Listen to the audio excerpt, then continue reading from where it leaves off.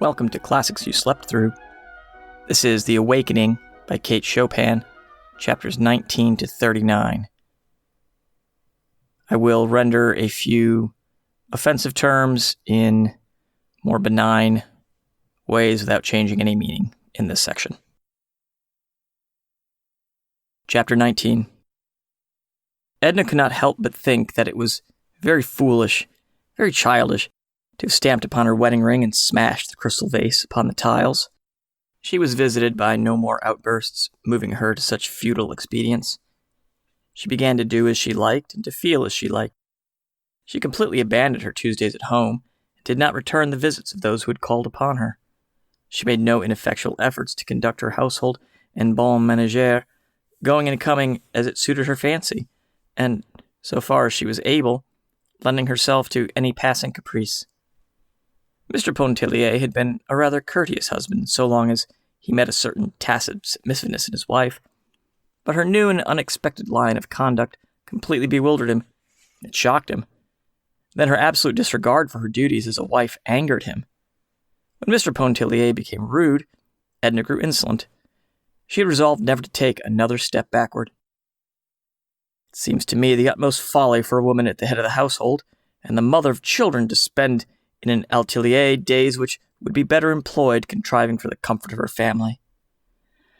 I feel like painting, answered Edna. Perhaps I shan't always feel like it.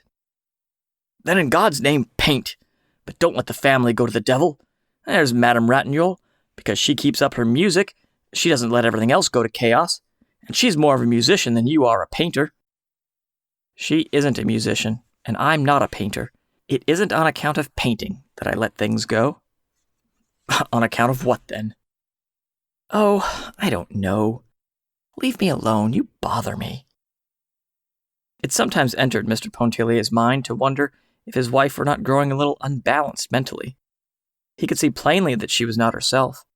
That is, he could not see that she was becoming herself and daily casting aside that fictitious self which we assume like a garment with which to appear before the world.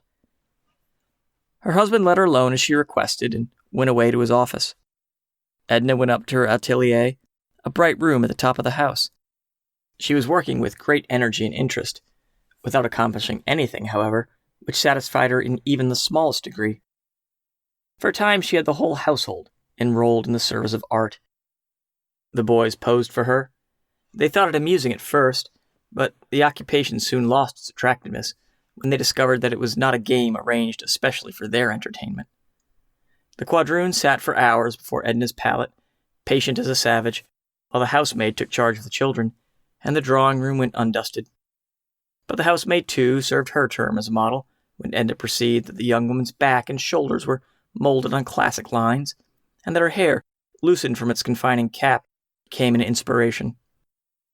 While Edna worked, she sometimes sang low in little air, Ah, si tu savais. It moved her with recollections.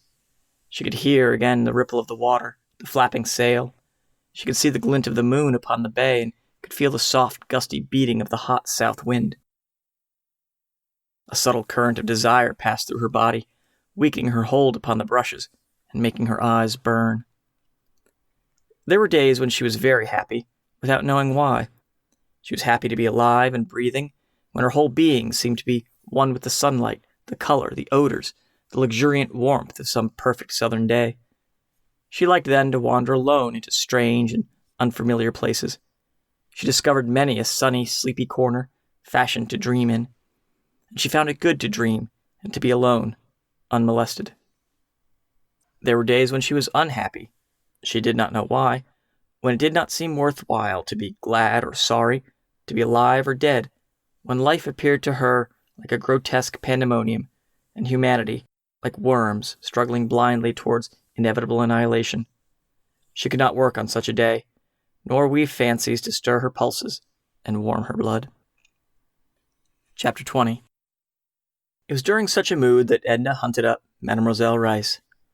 She had not forgotten the rather disagreeable impression left upon her by their last interview, but she nevertheless felt a desire to see her. Above all, to listen while she played upon the piano. Quite early in the afternoon, she started upon her quest for the pianist. Unfortunately, she had mislaid or lost Mademoiselle Rice's card, and looking up her address in the city directory, she found the woman lived on Bienville Street, some distance away. The directory which fell into her hands was a year or more old, however, and upon reaching the number indicated, Edna discovered that the house was occupied by a respectable family of mulattoes who had chambres garnies to let. They had been living there for 6 months, and knew absolutely nothing of a Mademoiselle Reisz. In fact, they knew nothing of any of their neighbors. Their lodgers were all people of the highest distinction, they assured Edna. She did not linger to discuss class distinctions with Madame Poupon, but hastened to a neighboring grocery store, feeling sure that the Mademoiselle would have left her address with the proprietor. He knew Mademoiselle Reisz a good deal better than he wanted to know her, he informed his questioner. In truth, he did not want to know her at all, or anything concerning her, the most disagreeable and unpopular woman who had ever lived in Bienville Street. He thanked heaven she had left the neighborhood, and he was equally thankful that he did not know where she had gone. Edna's desire to see Mademoiselle Reisz had increased tenfold since these unlooked-for obstacles had arisen to thwart it. She was wondering who could give her the information she sought, when it suddenly occurred to her that Madame Lebrun would be the one most likely to do so. She knew it was useless to ask Madame Ratignolle, who was on the most distant terms with the musician, and preferred to know nothing concerning her. She had once been almost as emphatic in expressing herself upon the subject as the corner grocer. Edna knew that Madame Lebrun had returned to the city, for it was the middle of November, and she also knew where the Lebruns lived, on Chartres Street. Their home from the outside looked like a prison, with iron bars before the door and lower windows. The iron bars were a relic of the old regime, and no one had ever thought of dislodging them. At the side was a high fence enclosing the garden. A gate or door opening upon the street was locked. Edna rang the bell at this side garden gate and stood upon the banquette, waiting to be admitted. It was Victor who opened the gate for her. A black woman, wiping her hands upon her apron, was close at his heels. Before she saw them, Edna could hear them in altercation, the woman, plainly an anomaly, claiming the right to be allowed to perform her duties, one of which was to answer the bell. Victor was surprised and delighted to see Mrs. Pontellier, and he made no attempt to conceal either his astonishment or his delight. He was a dark-browed, good-looking youngster of 19, greatly resembling his mother, but with 10 times her impetuosity. He instructed the black woman to go at once and inform Madame Lebrun that Mrs. Pontellier desired to see her. The woman grumbled a refusal to do part of her duty when she had not been permitted to do it all, and started back to her interrupted task of weeding the garden, whereupon Victor administered a rebuke in the form of a volley of abuse, which, owing to its rapidity and incoherence, was all but incomprehensible to Edna. Whatever it was, the rebuke was convincing, for the woman dropped her hoe and went mumbling into the house. Edna did not wish to enter. It was very pleasant there in the side porch, where there were chairs, a wicker lounge, and a small table. She seated herself, for she was tired from her long tramp. She began to rock gently and smooth out the folds of her silk parasol. Victor drew up his chair beside her. He at once explained that the black woman's offensive conduct was all due to imperfect training, and he was not there to take her in hand. He had only come up from the island the morning before, and expected to return the next day. He stayed all winter at the island. He lived there, and kept the place in order and got things ready for the summer visitors. But a man needed occasional relaxation, he informed Mrs. Pontellier, and every now and again he drummed up a pretext to bring him to the city. My, but he had had a time of it the evening before. He wouldn't want his mother to know, and began to talk in a whisper. He was scintillant with recollections. Of course, he couldn't be telling Miss Pontellier all about it, she being a woman and not comprehending such things.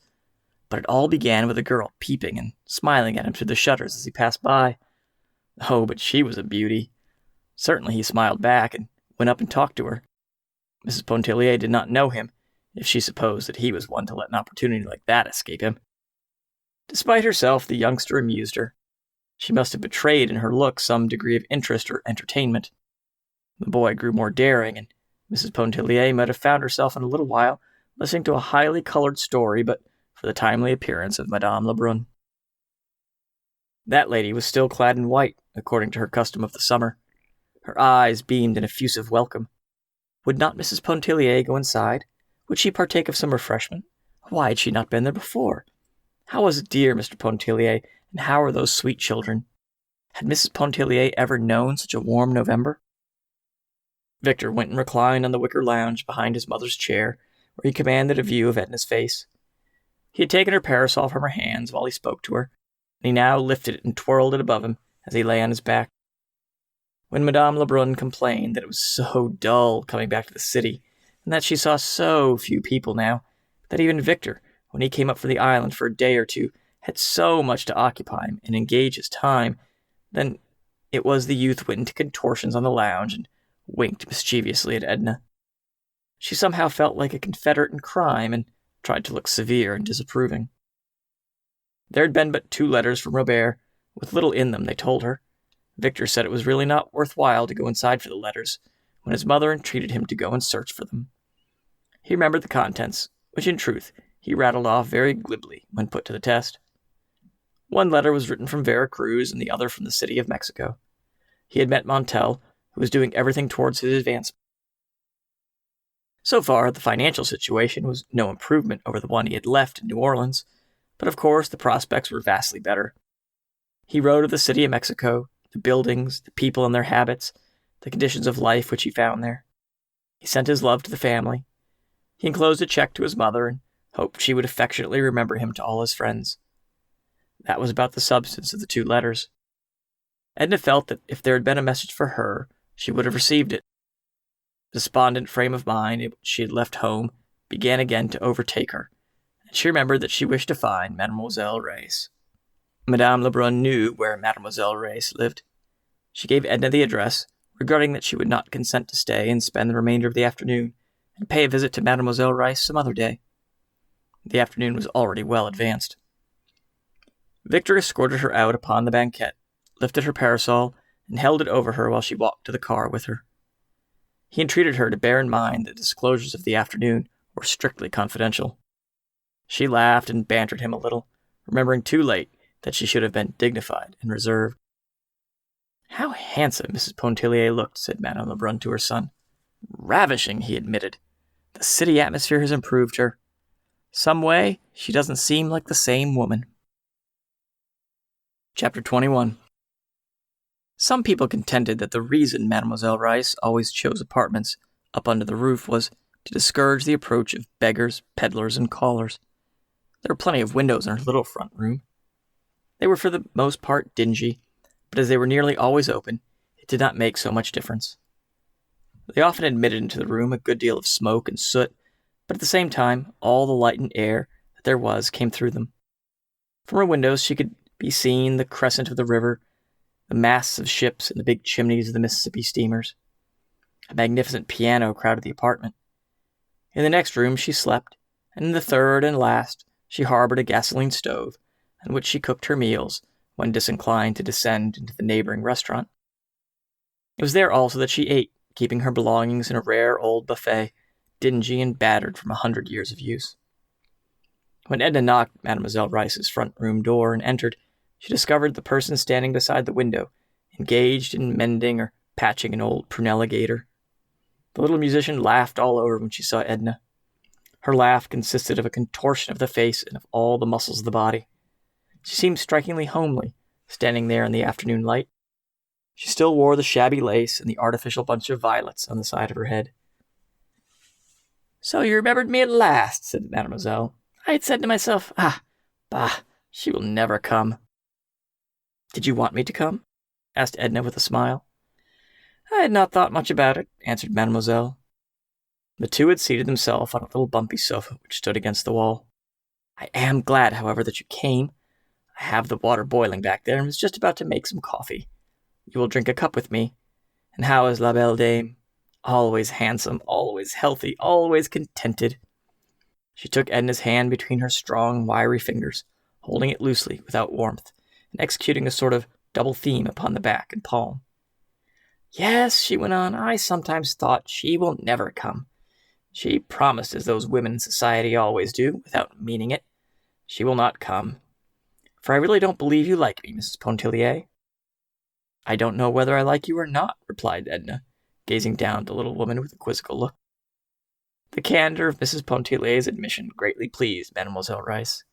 She expressed her gratification by repairing forthwith to the region of the gasoline stove and rewarding her guest with the promised cup of coffee. The coffee and the biscuit accompanying it proved very acceptable to Edna, who had declined refreshment at Madame Lebrun's and was now beginning to feel hungry. Mademoiselle set the tray which she brought in upon a small table near at hand, and seated herself once again on the lumpy sofa. "I've had a letter from your friend," she remarked, as she poured a little cream into Edna's cup and handed it to her. "My friend?" "Yes, your friend Robert. He wrote to me from the city of Mexico." "Wrote to you?" repeated Edna in amazement, stirring her coffee absently. "Yes, to me. Why not? Don't stir all the warmth out of your coffee. Drink it. Though the letter might have well have been sent to you, it was nothing but Mrs. Pontellier from beginning to end." "Let me see it," requested the young woman entreatingly. "No. A letter concerns no one but the person who writes it and the one to whom it is written." "Haven't you just said it concerned me from beginning to end?" "It was written about you, not to you." "Have you seen Mrs. Pontellier? How is she looking?" he asks. "As Mrs. Pontellier says, or as Mrs. Pontellier once said, if Mrs. Pontellier should call upon you, play for her that impromptu of Chopin's, my favorite. I heard it here a day or two ago, but not as you play it.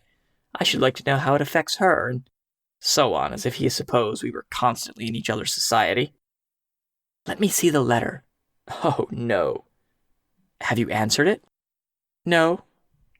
"Let me see the letter." "No," and again, "no." "Then play the impromptu for me." "It is growing late. What time do you have to be home?" "Time doesn't concern me. Your question seems a little rude. Play the impromptu." "But you've told me nothing of yourself. What are you doing?" "Painting," laughed Edna. "I'm becoming an artist. Think of it." "Ah, an artist. You have pretensions, madame." "Why pretensions? Do you think I could not become an artist?" "I do not know you well enough to say. I do not know your talent or your temperament. To be an artist includes much. One must possess many gifts, absolute gifts, which have not been acquired by one's own effort. And moreover, to succeed, the artist must possess the courageous soul." "What do you mean by the courageous soul?" "Courageous, ma foi, the brave soul, the soul that dares and defies."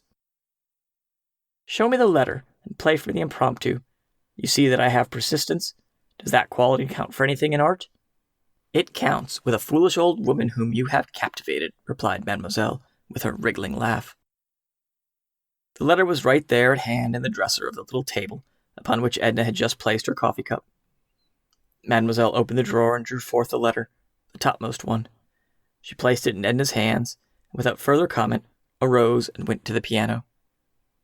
Mademoiselle played a soft interlude. It was an improvisation.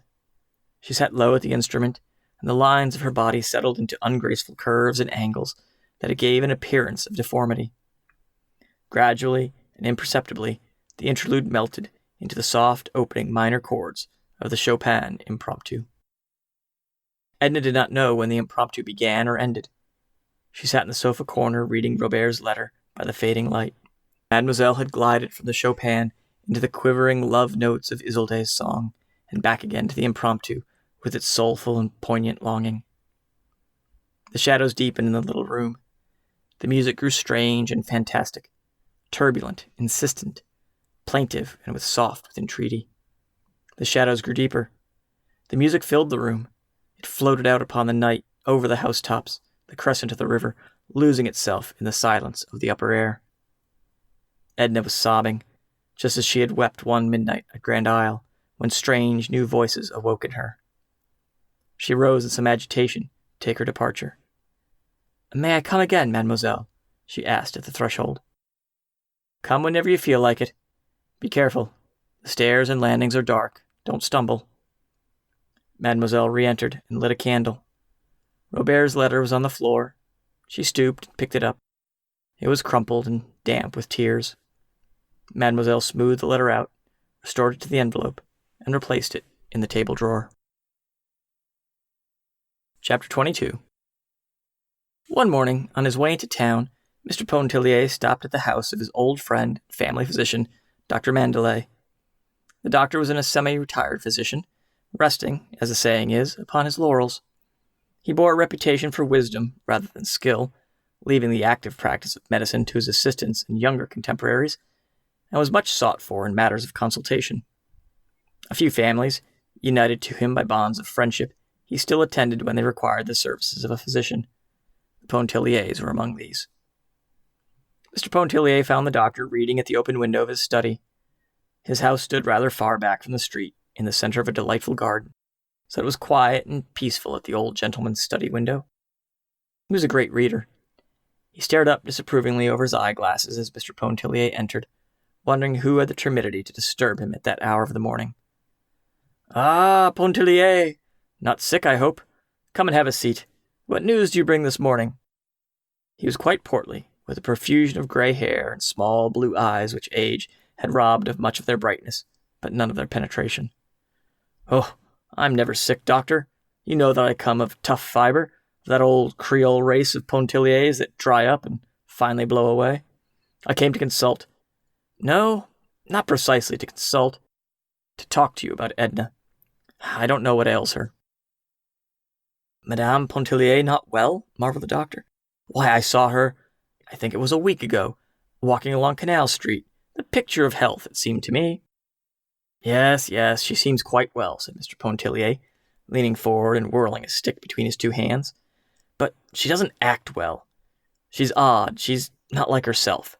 I can't make her out, and I thought perhaps you'd help me." "How does she act?" inquired the doctor. "Well, it isn't easy to explain," said Mr. Pontellier, throwing himself back in his chair. "She lets the housekeeping go to the dickens." Well, women are not all alike, my dear Pontellier. We've got to consider—" "I know that. I told you I couldn't explain. Her whole attitude toward me and everybody and everything has changed. You know I have a quick temper, but I don't want to quarrel or be rude to a woman, especially my wife. Yet I'm driven to it, and feel like 10,000 devils after I've made a fool of myself. She's making it devilishly uncomfortable for me," he went on nervously. "She's got some sort of notion in her head concerning the eternal rights of women, and, you understand, we meet in the morning at the breakfast table." The old gentleman lifted his shaggy eyebrows, protruded his thick nether lip, and tapped the arms of his chair with his cushioned fingertips. "What have you been doing to her, Pontellier?" "Doing? Parbleu!" "Has she," asked the doctor with a smile, "has she been associating of late with a circle of pseudo-intellectual women, super-spiritual, superior beings? My wife has been telling me about them." "That's the trouble," broke in Mr. Pontellier. "She hasn't been associating with anyone. She's abandoning her Tuesdays at home, has thrown over all her acquaintances, and goes tramping about by herself, moping in the streetcars, getting in after dark. I tell you she's peculiar. I don't like it. I feel a little worried over it." This was a new aspect for the doctor. "Nothing hereditary?" he asked seriously. "Nothing peculiar about her family antecedents, is there?" "Oh, no, indeed. She comes from sound old Presbyterian Kentucky stock. The old gentleman, her father, I have heard, used to atone for his weekday sins with his Sunday devotions. I know for a fact that his racehorses literally ran away with the prettiest bit of Kentucky farming land I ever laid eyes upon. Margaret, you know Margaret. She has all the Presbyterianism undiluted, and the youngest is something of a vixen. By the way, she gets married in a couple of weeks from now." "Send your wife up to the wedding," exclaimed the doctor, foreseeing a happy solution. "Let her stay among her own people for a while. It will do her good." "That's what I want her to do. She won't go to the marriage. She says a wedding is one of the most lamentable spectacles on earth." "Nice thing for a woman to say to her husband," exclaimed Mr. Pontellier, fuming anew at the recollection. "Pontellier," said the doctor, after a moment's reflection, "let your wife alone for a while. Don't bother her. Don't let her bother you. Woman, my dear friend, is a very peculiar and delicate organism. A sensitive and highly organized woman, such as I know Mrs. Pontellier to be, is especially peculiar. It would require an inspired psychologist to deal successfully with them. When ordinary fellows like you and me attempt to cope with their idiosyncrasies, the result is bungling. Most women are moody and whimsical. This is some passing whim of your wife, due to some cause or causes which you and I needn't try to fathom. But it will pass happily over, especially if you let her alone. Send her around to see me." "Oh, I couldn't do that. There'd be no reason for it," objected Mr. Pontellier. Then I'll go around and see her, said the doctor. I'll drop in to dinner some evening. Eh, bon ami? Do, by all means, urged Mr. Pontellier. What evening will you come? Say Thursday? Will you come Thursday? He asked, rising to take his leave. Very well, Thursday. My wife may possibly have some engagement for me Thursday. In case she has, I shall let you know. Otherwise, you may expect me. Mr. Pontellier turned before leaving to say, I'm going to New York on business very soon. I have a big scheme on hand, and I want to be in the field proper to pull the ropes and handle the ribbons. We'll let you in on the inside if you say so, doctor, he laughed. No, I thank you, my dear sir, returned the doctor. I leave such ventures to you younger men, with the fever of life still in your blood. What I wanted to say, continued Mr. Pontellier, with his hand on the knob, I may have to be absent a good while. Would you advise me to take Edna along? By all means, if she wishes to go. If not, leave her here. Don't contradict her. The mood will pass, I assure you. It may take a month, 2, 3 months, possibly longer, but it will pass. Have patience. Well, goodbye, Judy, said Mr. Pontellier as he let himself out. The doctor would have liked, during the course of the conversation, to ask, Is there any man in the case? But he knew his Creole too well to make such a blunder as that. He did not resume his book immediately, but sat for a while, meditatively looking out into the garden. Chapter 23. Edna's father was in the city, and had been with them several days. She was not very warmly or deeply attached to him, but they had certain tastes in common, and when together they were companionable. His coming was in the nature of a welcome disturbance. It seemed to furnish a new direction for her emotions. He had come to purchase a wedding gift for his daughter, Janet, and an outfit for himself in which he might make a credible appearance at her marriage. Mr. Pontellier had selected the bridal gift, as everyone immediately connected with him always deferred to his taste in such matters, and his suggestions on the question of dress, which too often assumes the nature of a problem, were of inestimable value to his father-in-law. But for the past few days the old gentleman had been upon Edna's hands, and in his society she had become acquainted with a new set of sensations. He had been a colonel in the Confederate Army, and still maintained, with the title, the military bearing which had always accompanied it. His hair and mustache were white and silky, emphasizing the rugged bronze of his face. He was tall and thin, and wore his coats padded, which gave a fictitious breadth and depth to his shoulders and chest. Edna and her father looked very distinguished together, and excited a good deal of notice during their perambulations. Upon his arrival, she began by introducing him to her atelier and making a sketch of him. He took the whole matter very seriously. If her talent had been tenfold greater than it was, it would not have surprised him, convinced as he was that he had bequeathed to all of his daughters the germs of a masterful capability, which only depended upon their own efforts to be directed toward successful achievement. Before her pencil he sat rigid and unflinching, as he had faced the cannon's mouth in days gone by. He resented the intrusion of the children, who gaped with wondering eyes at him, sitting so stiff up there in their mother's bright atelier. When they drew near, he motioned them away with expressive action of the foot, loath to disturb the fixed lines of his countenance, his arms, or his rigid shoulders. Edna, anxious to entertain him, invited Mademoiselle Reisz to meet him, having promised him a treat in her piano playing, but Mademoiselle declined the invitation. So together they attended a soirée musicale at the Ratignolles. Monsieur and Madame Ratignolle made much of the colonel, installing him as a guest of honor, engaging him at once to dine with them the following Sunday, or any day which he might select. Madame coquetted with him in the most captivating and naive manner, with eyes, gestures, and a profusion of compliments, till the colonel's old head felt 30 years younger on his padded shoulders. Edna marveled, not comprehending. She herself was almost devoid of coquetry. There were 1 or 2 men whom she observed at the soirée musicale, but she would have never felt moved to any kittenish display to attract their notice, to any feline or feminine wiles to express herself toward them. Their personality attracted her in an agreeable way. Her fancy selected them, and she was glad when a lull in the music gave them an opportunity to meet her and talk with her.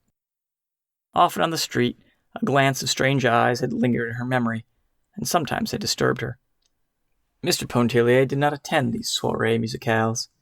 He considered them bourgeoisie, and found more diversion at the club.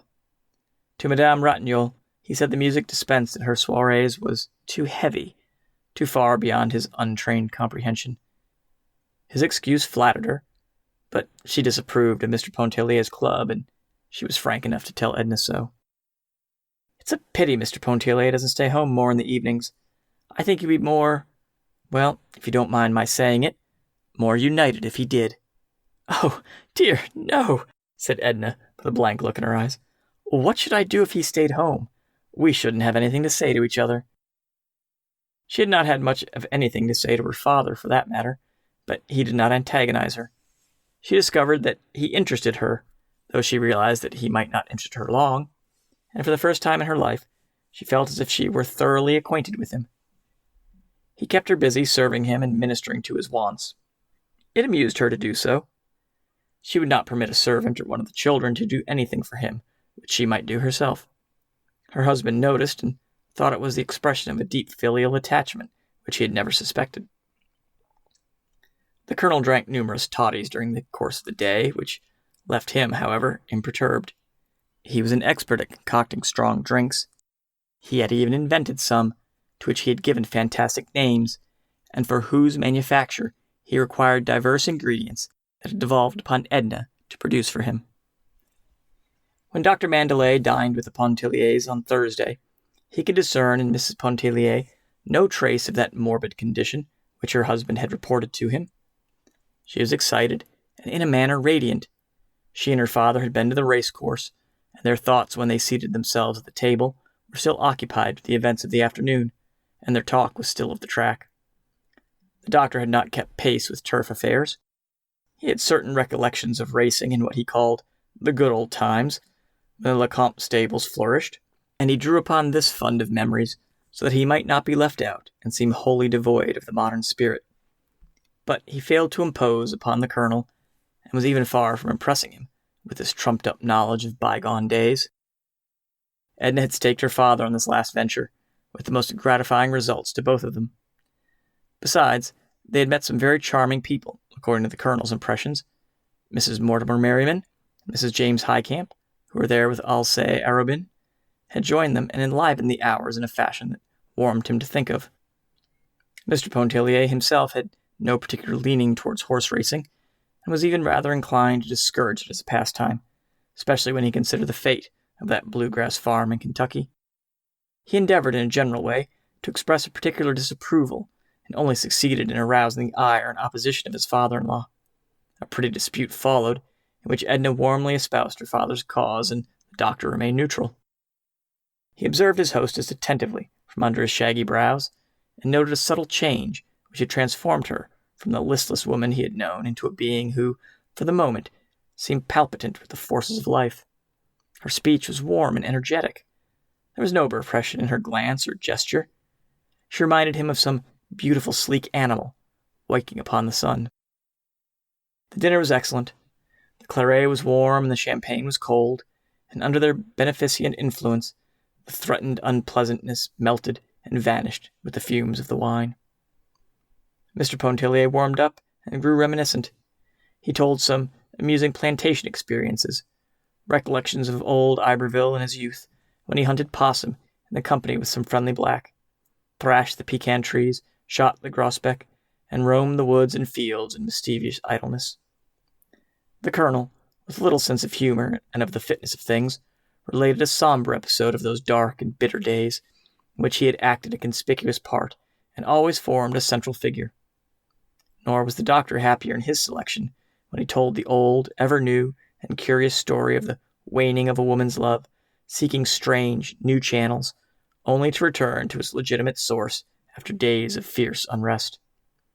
It was one of the many little human documents which had been unfolded to him during his long career as a physician. The story did not seem especially to impress Edna. She had one of her own to tell, of a woman who paddled away with her lover one night in a pirogue and never came back. They were lost among the Baratarian Islands, and no one ever heard of them or found trace of them from that day to this. It was pure invention. She said that Madame Antoine had related it to her. That also was an invention. Perhaps it was a dream she had had, but every glowing word seemed real to those who listened. They could feel the hot breath of the southern night, They could hear the long sweep of the pirogue through the glistening moonlit water, the beating of the birds' wings, rising, startled from among the reeds and the saltwater pools. They could see the faces of the lovers, pale, close together, wrapped in oblivious forgetfulness, drifting into the unknown. The champagne was cold, and its subtle fumes played fantastic tricks with Edna's memory. Outside, away from the glow of the fire and the soft lamplight, the night was chill and murky. The doctor doubled his old-fashioned cloak across his breast as he strode home through the darkness.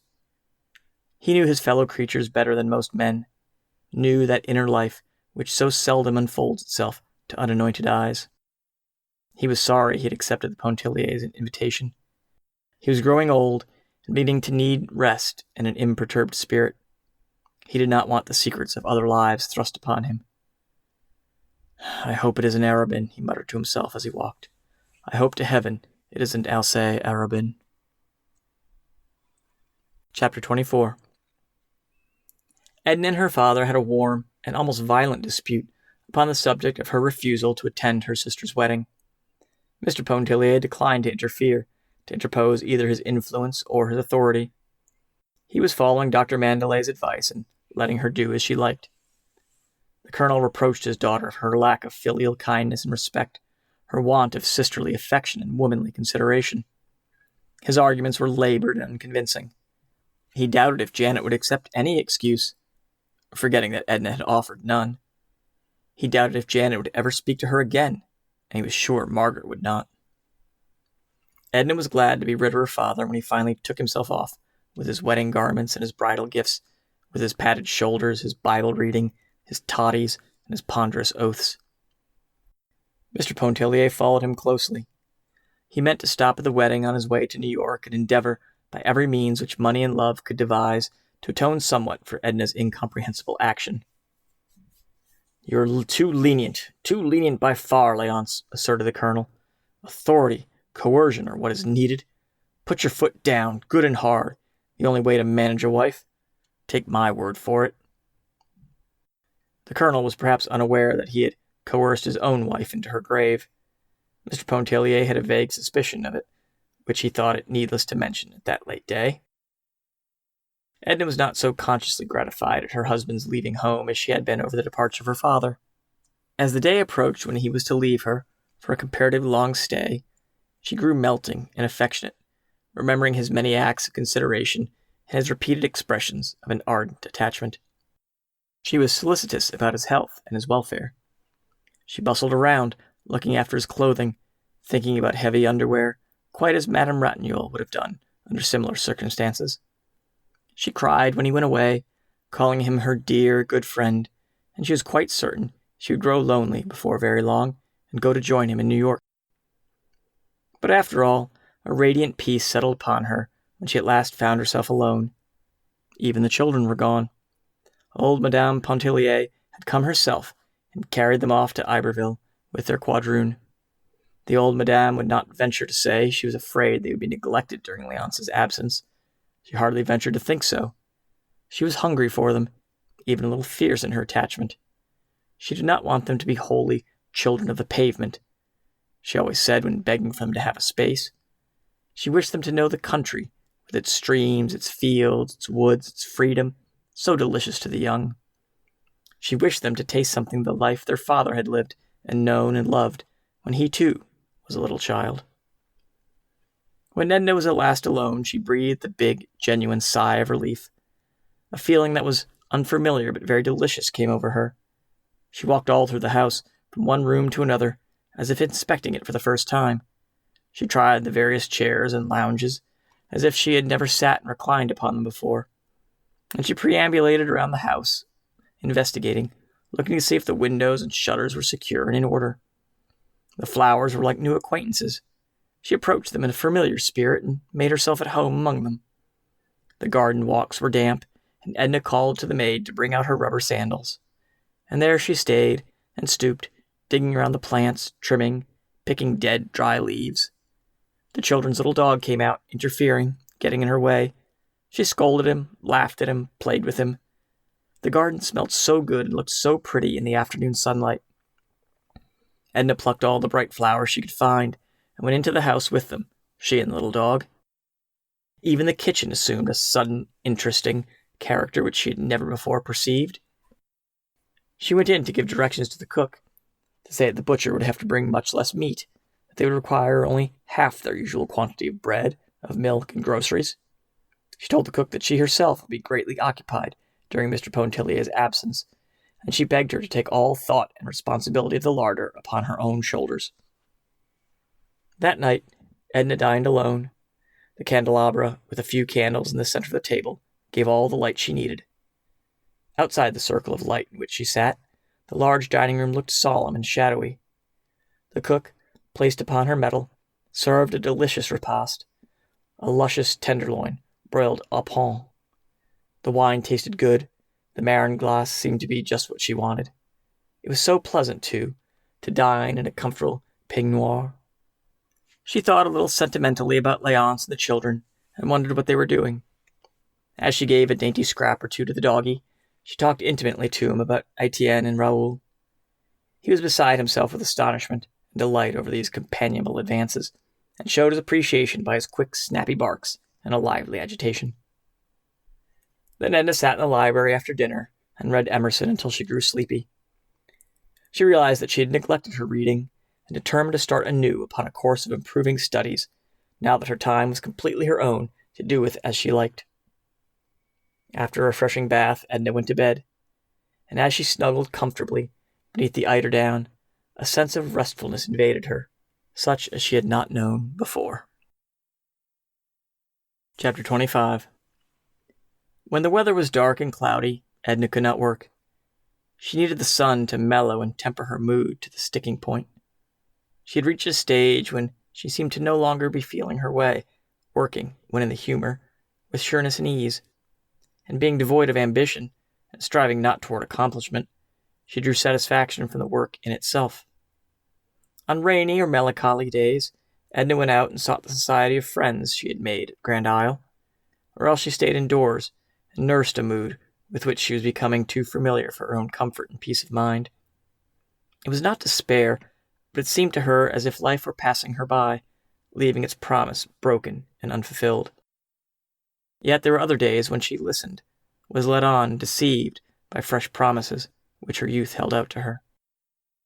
She went again to the races, and again. Alcée Arobin and Mrs. Highcamp called for her one bright afternoon in Arobin's drag. Mrs. Highcamp was a worldly but unaffected, intelligent, slim, tall, blonde woman in the 40s, with an indifferent manner and blue eyes that stared. She had a daughter who served her as a pretext for cultivating the society of young men of fashion. Alcée Arobin was one of them. He was a familiar figure at the racecourse, the opera, the fashionable clubs. There was a perpetual smile in his eyes which seldom failed to awaken a corresponding cheerfulness in anyone who looked into them and listened to his good-humored voice. His manner was quiet, and at times a little insolent. He possessed a good figure, a pleasing face, not overburdened with depths of thought or feeling, and his dress was that of the conventional man of fashion. He admired Edna extravagantly, after meeting her at the races with her father. He had met her before on other occasions, but she had seemed to him unapproachable until that day. It was at his instigation that Mrs. Highcamp called to ask her to go with them to the Jockey Club to witness the turf event of the season. There were possibly a few track men out there who knew the race-horse as well as Edna, but there was certainly none who knew it better. She sat between her two companions as one having authority to speak. She laughed at Arobin's pretensions and deplored Mrs. Highcamp's ignorance. The racehorse was a friend and intimate associate of her childhood. The atmosphere of the stables and the breath of the bluegrass paddock revived in her memory and lingered in her nostrils. She did not perceive that she was talking like her father, as the sleek geldings ambled in review before them. She played for very high stakes, and fortune favored her. The fever of the game flamed in her cheeks and eyes, and it got into her blood and into her brain like an intoxicant. People turned their heads to look at her, and more than one lent an attentive ear to her utterances, hoping thereby to secure the elusive but ever-desired tip. Arobin caught the contagion of excitement which drew him to Edna like a magnet. Mrs. Highcamp remained, as usual, unmoved, with her indifferent stare and uplifted eyebrows. Edna stayed and dined with Mrs. Highcamp upon being urged to do so. Arobin also remained and sent away his drag. The dinner was quiet and uninteresting, save for the cheerful efforts of Arobin to enliven things. Mrs. Highcamp deplored the absence of her daughter from the races, and tried to convey to her what she had missed by going to the Dante reading instead of joining them.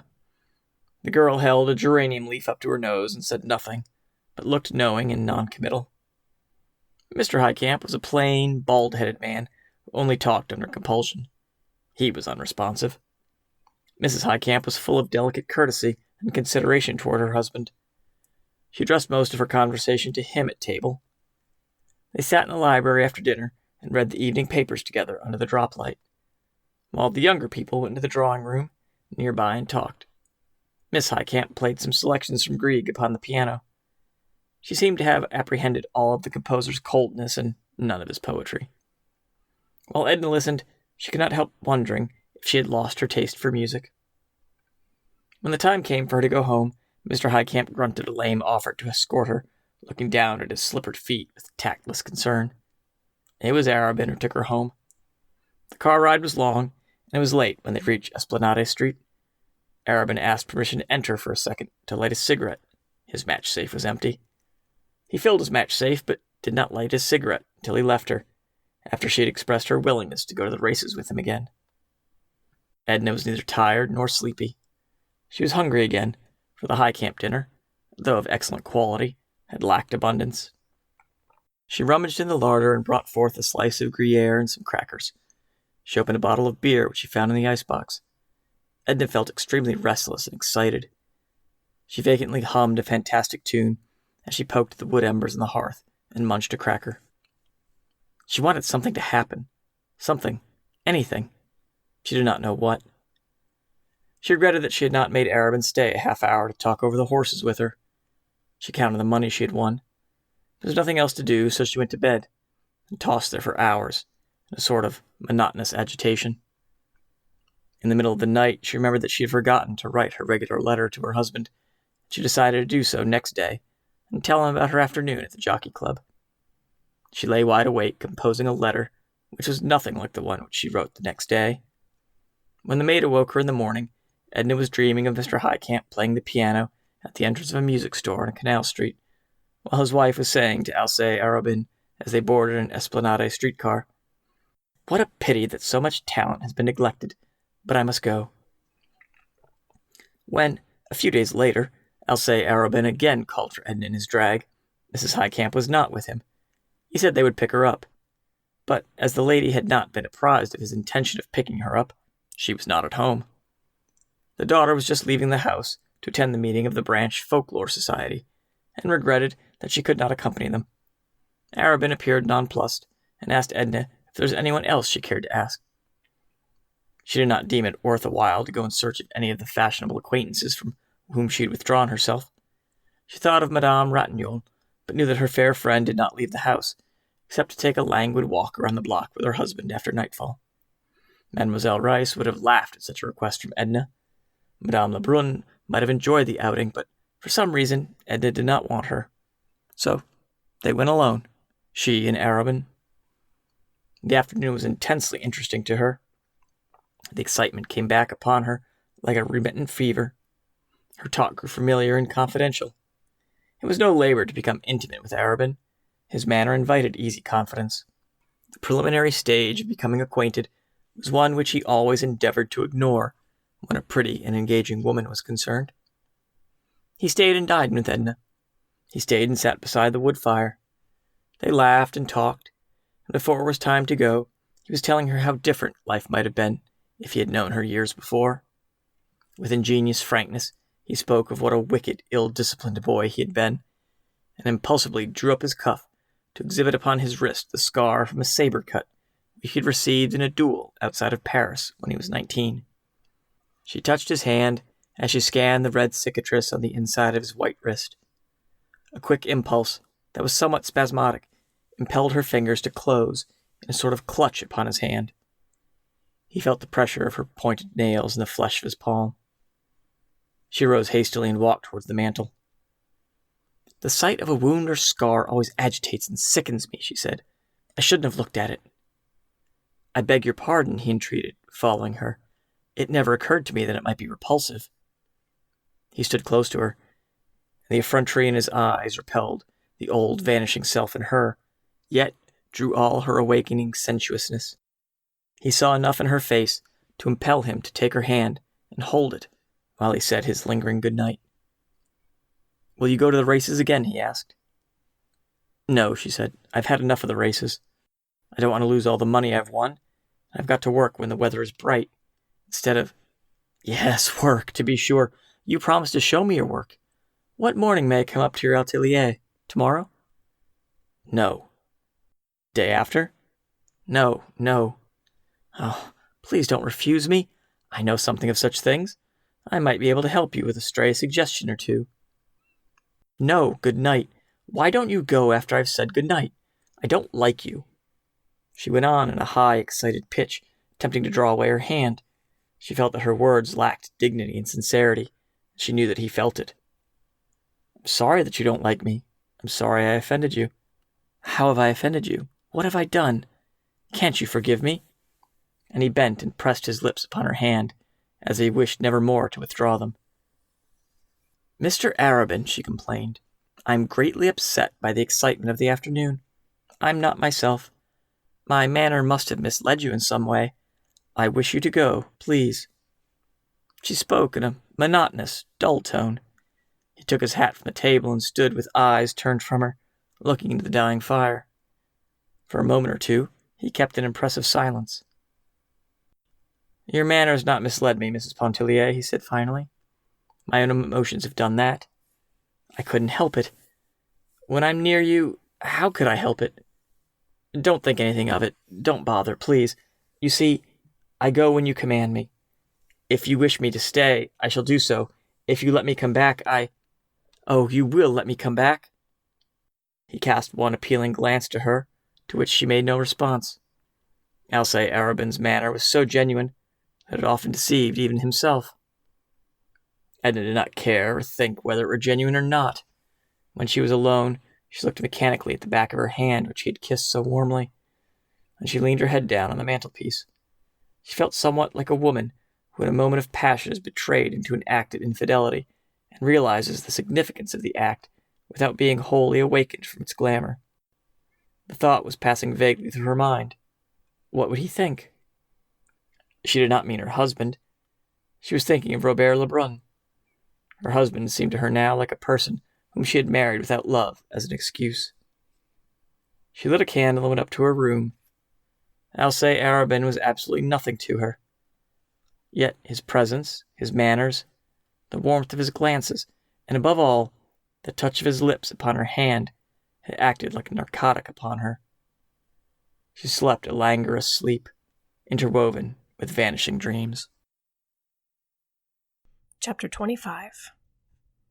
Alcée Arobin wrote Edna an elaborate note of apology, palpitant with sincerity.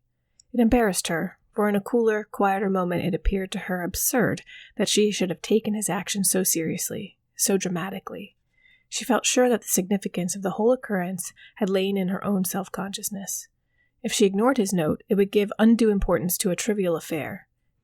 If she replied to it, in a serious spirit, it would still leave in his mind the impression that she had in a susceptible moment yielded to his influence. After all, it was no great matter to have one's hand kissed. She was provoked at his having written the apology. She answered in as light and bantering a spirit as she fancied it deserved, and said she would be glad to have him look in upon her at work whenever he felt the inclination and his business gave him the opportunity. He responded at once by presenting himself at her home with all his disarming naivete. And then there was scarcely a day which followed that she did not see him or was not reminded of him. He was prolific in pretexts. His attitude became one of good-humored subservience and tacit adoration. He was ready at all times to submit to her moods, which were as often kind as they were cold. She grew accustomed to him. They became intimate and friendly by imperceptible degrees, and then by leaps. He sometimes talked in a way that astonished her at first and brought the crimson into her face, in a way that pleased her at last, appealing to the animalism that stirred impatiently within her. There was nothing which so quieted the turmoil of Edna's senses as a visit to Mademoiselle Reisz. It was then, in the presence of that personality which was offensive to her, that the woman, by her divine art, seemed to reach Edna's spirit and set it free. It was misty with heavy, lowering atmosphere one morning when Edna climbed up the stairs to the pianist's apartment under the roof. Her clothes were dripping with moisture. She felt chilled and pinched as she entered the room. Mademoiselle was poking at a rusty stove that smoked a little and warmed the room indifferently. She was endeavoring to heat a pot of chocolate on the stove. The room looked cheerless and dingy to Edna as she entered. A bust of Beethoven, covered with a hood of dust, scowled at her from the mantelpiece. "Ah, here comes the sunlight," exclaimed Mademoiselle Reisz, rising from her knees before the stove. "Now it will be warm and bright enough. I can let the fire alone." She closed the stove door with a bang, and approaching, assisted in removing Edna's dripping mackintosh. "You are cold. You look miserable. The chocolate will soon be hot, but would you rather have a taste of brandy? I have scarcely touched the bottle which you brought me for my cold." A piece of red flannel was wrapped around Mademoiselle's throat. A stiff neck compelled her to hold her head to one side. "I will take some brandy," said Edna, shivering, as she removed her gloves and overshoes. She drank the liquor from the glass as a man would have done. Then, flinging herself upon the uncomfortable sofa, she said, "Mademoiselle, I'm going to move away from my house on Esplanade Street." "Ah," ejaculated the musician, neither surprised nor especially interested. Nothing ever seemed to astonish her very much. She was endeavoring to adjust the bunch of violets which had become loose from its fastening in her hair.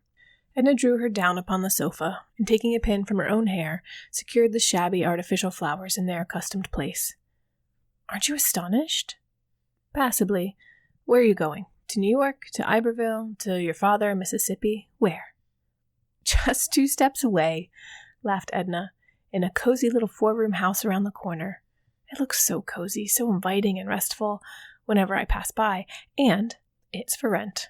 I'm tired of looking after that big house. It never seemed like mine anyway. Like home. It's too much trouble. I have to keep too many servants, and I'm tired of bothering with them." "That's not your true reason, ma belle. There is no use telling me lies. I don't know your reason, but you have not told me the truth." Edna did not protest or endeavor to justify herself. "The house, the money that provides for it, are not mine. Isn't that reason enough?"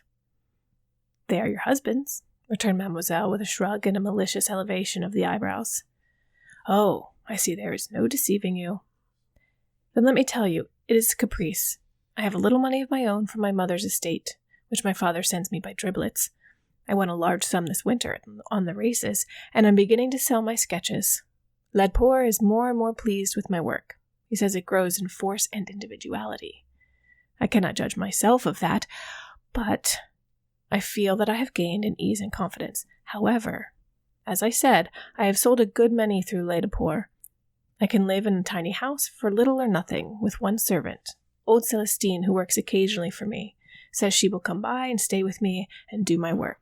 I know I shall like it, like the feeling of freedom and independence." "What does your husband say?" "I have not told him yet. I only thought of it this morning. He will think I am demented, no doubt. Perhaps you think so, too."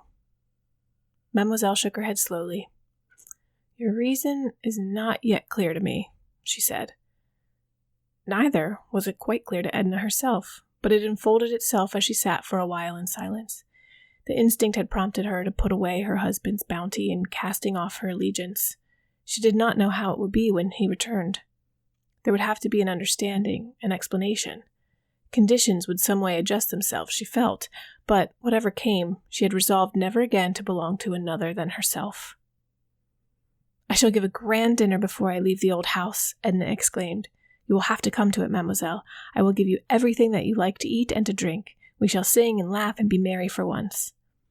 And she uttered a sigh that came from the very depths of her being. If Mademoiselle happened to have received a letter from Robert during the interval of Edna's visits, she would give her the letter unsolicited, and she would seat herself at the piano and play as her humor prompted while the young woman read the letter. The little stove was roaring. It was red hot, and the chocolate in the tin sizzled and sputtered. Edna went forward and opened the stove door, and Mademoiselle, rising, took the letter from under the bust of Beethoven's head and handed it to Edna. "Another? So soon?" she exclaimed, her eyes filled with delight. Tell me, mademoiselle, does he know that I see his letters? Never in the world. He would be angry and would never write to me again if he thought so. Does he write to you? Never a line. Does he send you a message? Never a word. It is because he loves you, poor fool, and is trying to forget you, since you are not free to listen to him or to belong to him. Why do you show me his letters, then? Haven't you begged for them? Can I refuse you anything? Oh, you cannot deceive me, said Mademoiselle, approaching her beloved instrument, and began to play. Edna did not at once read the letter. She sat holding it in her hand while the music penetrated her whole being like an effulgence, warming and brightening the dark places of her soul. It prepared her for the joy and exultation. Oh, she exclaimed, letting the letter fall to the floor. Why did you not tell me? She went and grasped Mademoiselle's hands from the keys. Oh, unkind, malicious! Why did you not tell me? That he was coming back? No great news, ma foi. I wonder he did not come long ago. But when? Cried Edna impatiently. He does not say when. He says very soon. You know as much about it as I do. It's all in the letter. But why?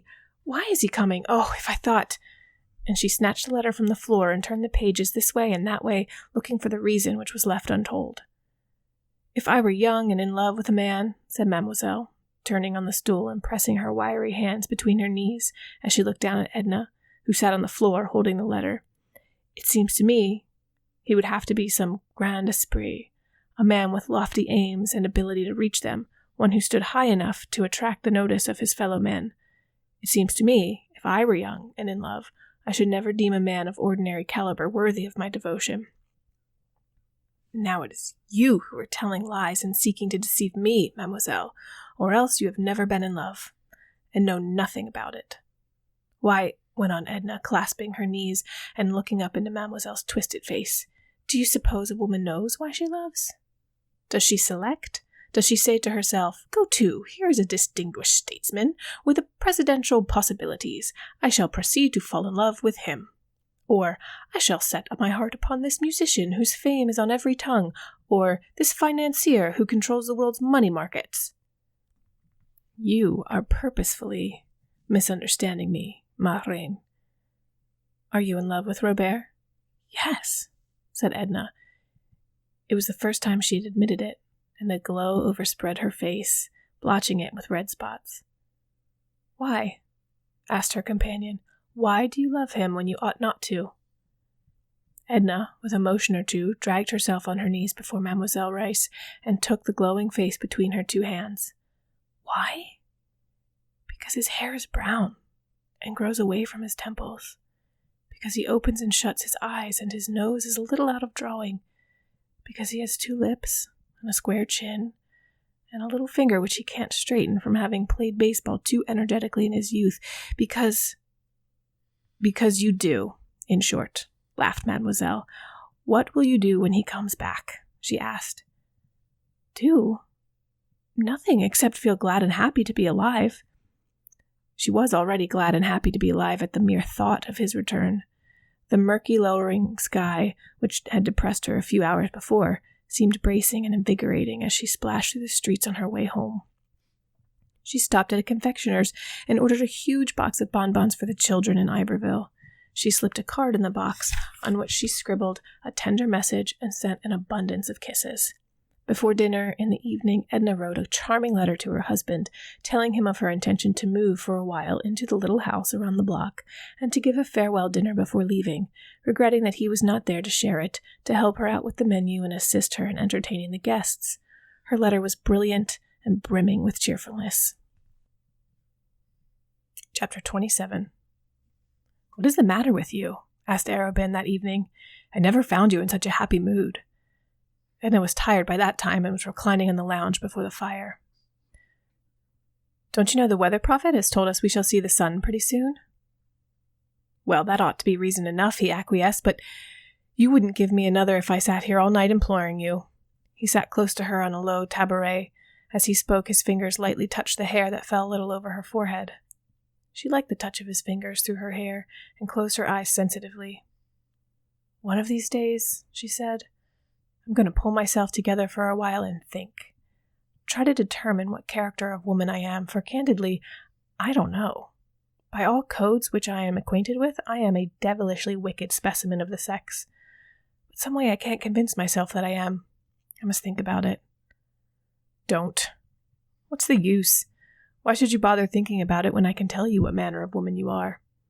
His fingers strayed occasionally down to her warm, smooth cheeks and firm chin, which was growing a little full and double. Oh yes, you will tell me that I am adorable, everything that is captivating. Spare yourself the effort. No, I shan't tell you anything of the sort, though I shouldn't be lying if I did. Do you know Mademoiselle Rice? She asked irrelevantly. The pianist?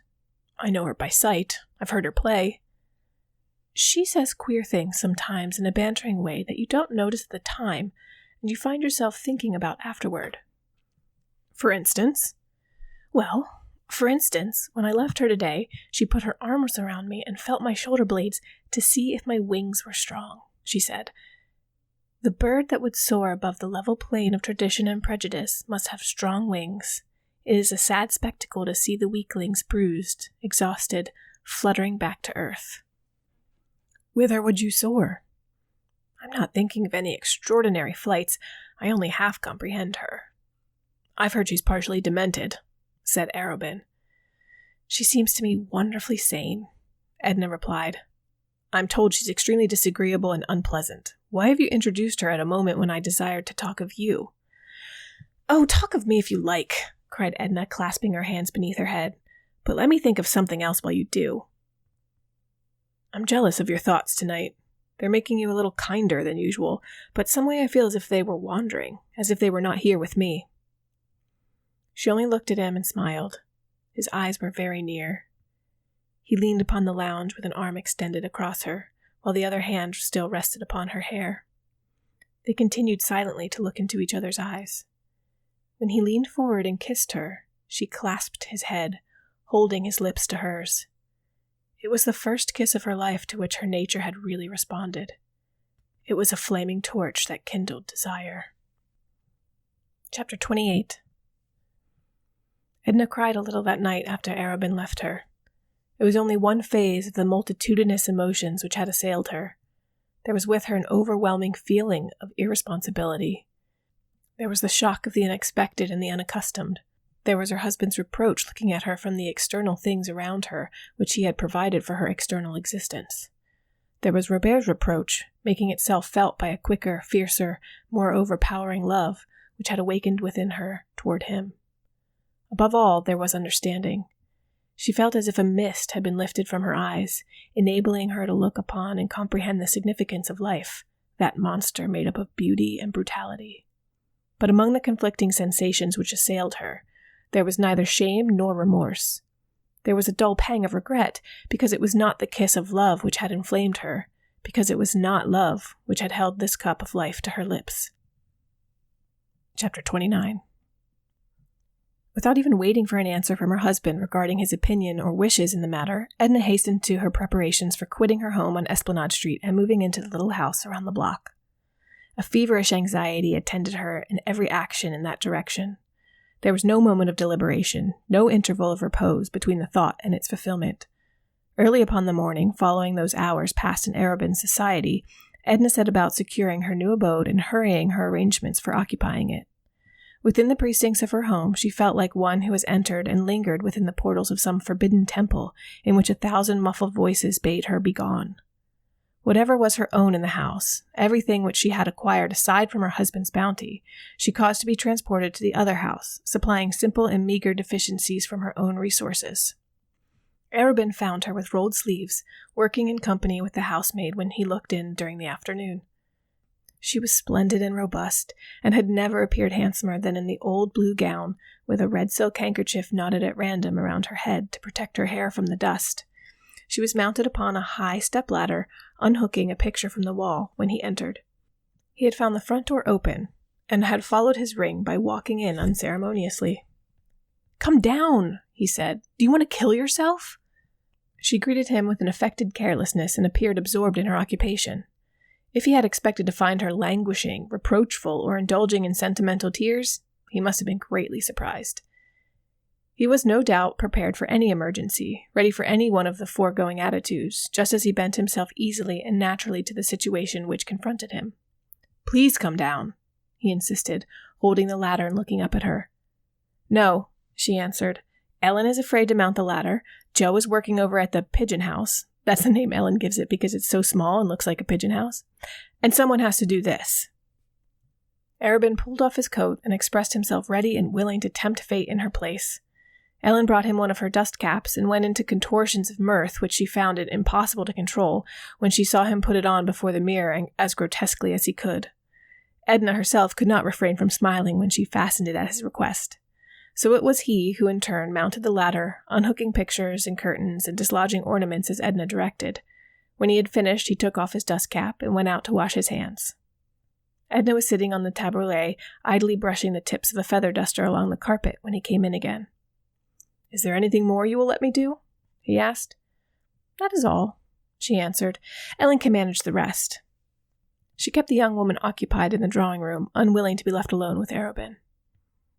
"What about the dinner?" he asked. "The grand event, the coup d'etat." "Well, it will be a day after tomorrow." "Why do you call it the coup d'etat?" "Oh, it will be very fine. All my best of everything. Crystal, silver, and gold. Saphires, flowers, music, and champagne to swim in. I'll let Léonce pay the bills. I wonder what he'll say when he sees the bills." "And you ask me why I call it a coup d'etat."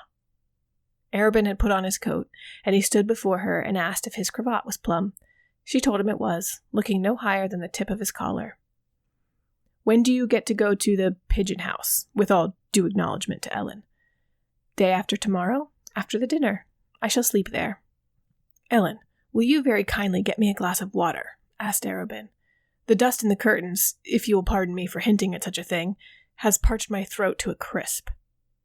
"While Ellen gets the water," said Edna, rising, "I will say goodbye and let you go. I must get rid of this grime, and I have a million things to do and think of." "When shall I see you?" asked Arobin, seeking to detain her, the maid having left the room. "At dinner, of course. You are invited." "Not before? Not tonight, or tomorrow morning, or tomorrow noon or night, or the day after morning or noon? Can't you see yourself without my telling you what an eternity it is?" He had followed her into the hall and into the foot of the stairway, looking up at her as she mounted with her face half turned to him. "Not an instant sooner," she said, but she laughed and looked at him with eyes that at once gave him courage to wait and made it torture to wait. Chapter 30. Though Edna had spoken of the dinner as a very grand affair, it was in truth a very small affair, and very select, insomuch as the guests invited were few and were selected with discrimination. She had counted upon an even dozen seating themselves around her mahogany board, forgetting for the moment that Madame Ratignolle was to the last degree souffrante and unpresentable, and not foreseeing that Madame Lebrun would send 1,000 regrets at the last moment. So there were only 10, after all, which made a cozy, comfortable number. There were Mr. and Mrs. Merriman, a pretty, vivacious little woman in the 30s, her husband a jovial fellow, something of a shallow-pate, who laughed a good deal at other people's witticisms, and had thereby made himself extremely popular. Mrs. Highcamp had accompanied them. Of course, there was Alice Arobin, and Mademoiselle Reisz had consented to come. Edna had sent her a fresh bunch of violets with black lace trimmings for her hair. Monsieur Ratignolle brought himself and his wife's excuses. Victor Lebrun, who happened to be in the city, bent upon relaxation, had accepted with alacrity. There was a Miss Mayblunt, no longer in her teens, who looked at the world through lorgnettes and with the keenest interest. It was thought and said that she was intellectual. It was suspected of her that she wrote under a nom de guerre. She had come with a gentleman by the name of Gouvernail, connected with one of the daily papers, of whom nothing special could be said except that he was observant and seemed quiet and inoffensive. Edna herself made the 10th, and at 8:30 they seated themselves at table, Arobin and Monsieur Ratignolle on either side of their hostess. Mrs. Highcamp sat between Arobin and Victor Lebrun. Then came Mrs. Merriman, Mr. Gouvernail, Miss Mayblunt, Mr. Merriman, and Mademoiselle Reisz next to Monsieur Ratignolle. There was something extremely gorgeous about the appearance of the table, an effect of splendor conveyed by a cover of pale yellow satin under strips of lacework. There were wax candles and massive brass candelabra burning softly under the yellow silk shades. Full fragrant roses, yellow and red, abounded. There were silver and gold, as she had said there would be, and crystal which glittered like the gems which the women wore. The ordinary stiff dining chairs had been discarded for the occasion and replaced by the most commodious and luxurious which could be collected throughout the house. Mademoiselle Reisz, being exceedingly diminutive, was elevated upon cushions, as small children were sometimes hoisted at table upon bulky volumes. "Something new, Edna!" exclaimed Miss Mayblunt, with lorgnettes directed toward a magnificent cluster of diamonds that sparkled, that almost sputtered in Edna's hair just above the center of her forehead. "Quite new, brand new, in fact. A present from my husband. It arrived this morning from New York. I may as well admit that this is my birthday and that I am 29. In good time, I expect you to drink to my health. Meanwhile, I shall ask you to begin with this cocktail, composed—" "Would you say composed?" with an appeal to Miss Mayblunt. "Composed by my father in honor of Sister Janet's wedding." Before each guest stood a tiny glass that looked and sparkled like a garnet gem. "Then, all things considered," spoke Arobin, "it might not be amiss to start out by drinking to the Colonel's health in the cocktail which he composed on the birthday of the most charming of women, the daughter whom he invented." Mr. Merriman's laugh at this sally was such a genuine outburst and so contagious that it started the dinner with an agreeable swing that never slackened. Miss Mayblunt begged to be allowed to keep her cocktail untouched before her, just to look at it. The color was marvelous. She could compare it to nothing which she had ever seen, and the garnet lights which it emitted were unspeakably rare. She pronounced the Colonel an artist and stuck to it. Monsieur Ratignolle was prepared to take things seriously. The mets, the entremets, the service, the decorations, even the people. He looked up from his papano and inquired of Arobin if he were related to the gentleman of that name who formed one of the firm of Lanier and Arobin lawyers.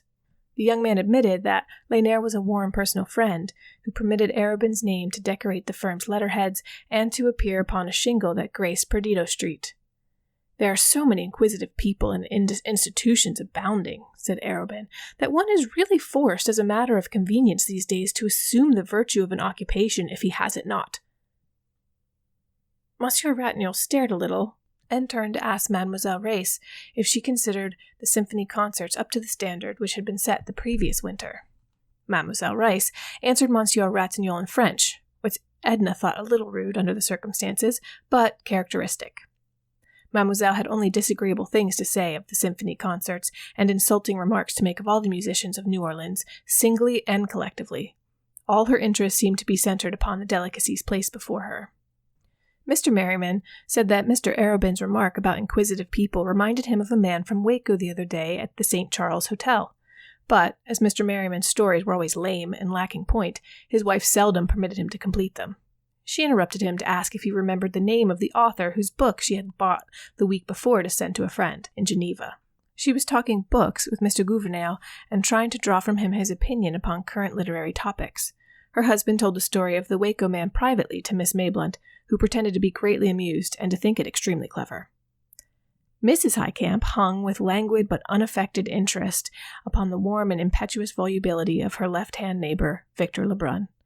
Her attention was never for a moment withdrawn from him after seating herself at table, and when he turned to Mrs. Merriman, who was prettier and more vivacious than Mrs. Highcamp, she waited with easy indifference for an opportunity to reclaim his attention. There was the occasional sound of music, of mandolins sufficiently removed to be an agreeable accompaniment rather than an interruption to the conversation. Outside, the soft, monotonous splash of a fountain could be heard. The sound penetrated into the room with the heavy odor of jasmine that came through the open windows. The golden shimmer of Edna's satin gown spread in rich folds on either side of her. There was a soft fall of lace encircling her shoulders. It was the color of her skin, without the glow, the myriad living tints that one may sometimes discover in vibrant flesh. There was something in her attitude, in her whole appearance, when she leaned her head against the high-backed chair and spread her arms, which suggested the regal woman, the one who rules, who looks on, who stands alone. But as she sat there amid her guests, she felt the old ennui overtaking her, the hopelessness which so assailed her, which came upon her like an obsession, like something extraneous, independent of volition. It was something which announced itself, a chill breath that seemed to issue from some vast cavern wherein discords wailed. There came over her the acute longing which always summoned into her spiritual vision the presence of the beloved one, overpowering her at once with a sense of the unattainable. The moments glided on, while a feeling of good fellowship passed around the circle like a mystic cord, holding and binding these people together with jest and laughter. Monsieur Ratignolle was the first to break the pleasant charm. At 10 o'clock he excused himself. Madame Ratignolle was waiting for him at home. She was bien souffrante, and she was filled with vague dread, which only her husband's presence could allay. Mademoiselle Reisz rose with Monsieur Ratignolle, who offered to escort her to the car. She had eaten well, and she had tasted the good, rich wines, and they must have turned her head, for she bowed pleasantly to all as she withdrew from the table. She kissed Edna upon the shoulder and whispered, "Good night, my queen. Be good." She had been a little bewildered upon rising, or rather descending from her cushions, and Monsieur Ratignolle gallantly took her arm and led her away. Mrs. Highcamp was weaving a garland of roses, yellow and red. When she had finished the garland, she laid it lightly upon Victor's black curls. He was reclining far back in the luxurious chair, holding a glass of champagne to the light.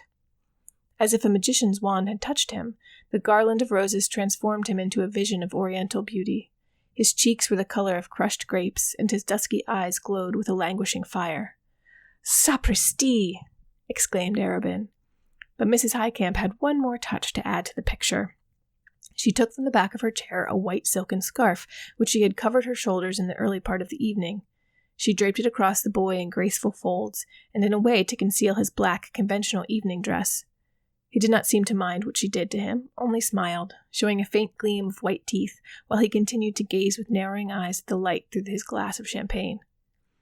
"Oh, to be able to paint in color rather than in words!" exclaimed Miss Mayblunt, losing herself in a rhapsodic dream as she looked at him. "There was a graven image of desire, painted with red blood on a ground of gold," murmured Gouvernail under his breath. The effect of the wine upon Victor was to change his accustomed volubility into silence. He seemed to have abandoned himself to a reverie, and to be seeing pleasing visions in the amber bead. "Sing!" entreated Mrs. Highcamp. "Won't you sing to us?" "Let him alone," said Arobin. "He's posing," offered Mr. Merriman. "Let him have it out." "I believe he's paralyzed," laughed Mrs. Merriman, and leaning over the youth's chair, she took the glass from his hand and held it to his lips. He sipped the wine slowly, and when he had drained the glass, she laid it upon the table and wiped his lips with her little flimsy handkerchief. "Yes, I'll sing for you," he said, turning his chair toward Mrs. Highcamp. He clasped his hands behind his head, and looking up at the ceiling began to hum a little, trying his voice like a musician tuning an instrument. Then, looking at Edna, he began to sing, "Ah, si tu savais." "Stop," she cried. "Don't sing that. I don't want you to sing it." And she laid her glass so impetuously and blindly upon the table as to shatter it against the carafe. The wine spilled over Arobin's legs, and some of it trickled down upon Mrs. Highcamp's black gauze gown. Victor had lost all idea of courtesy, or else he thought his hostess was not in earnest, for he laughed and went on, "Ah, si tu savais. If you knew what your eyes say to me." "Oh, you mustn't! Exclaimed Edna. And pushing back her chair, she got up, and going behind him, placed her hand over his mouth. He kissed the soft palm that pressed upon his lips. No, I won't, Mrs. Pontellier. I didn't know you meant it," looking up at her with caressing eyes.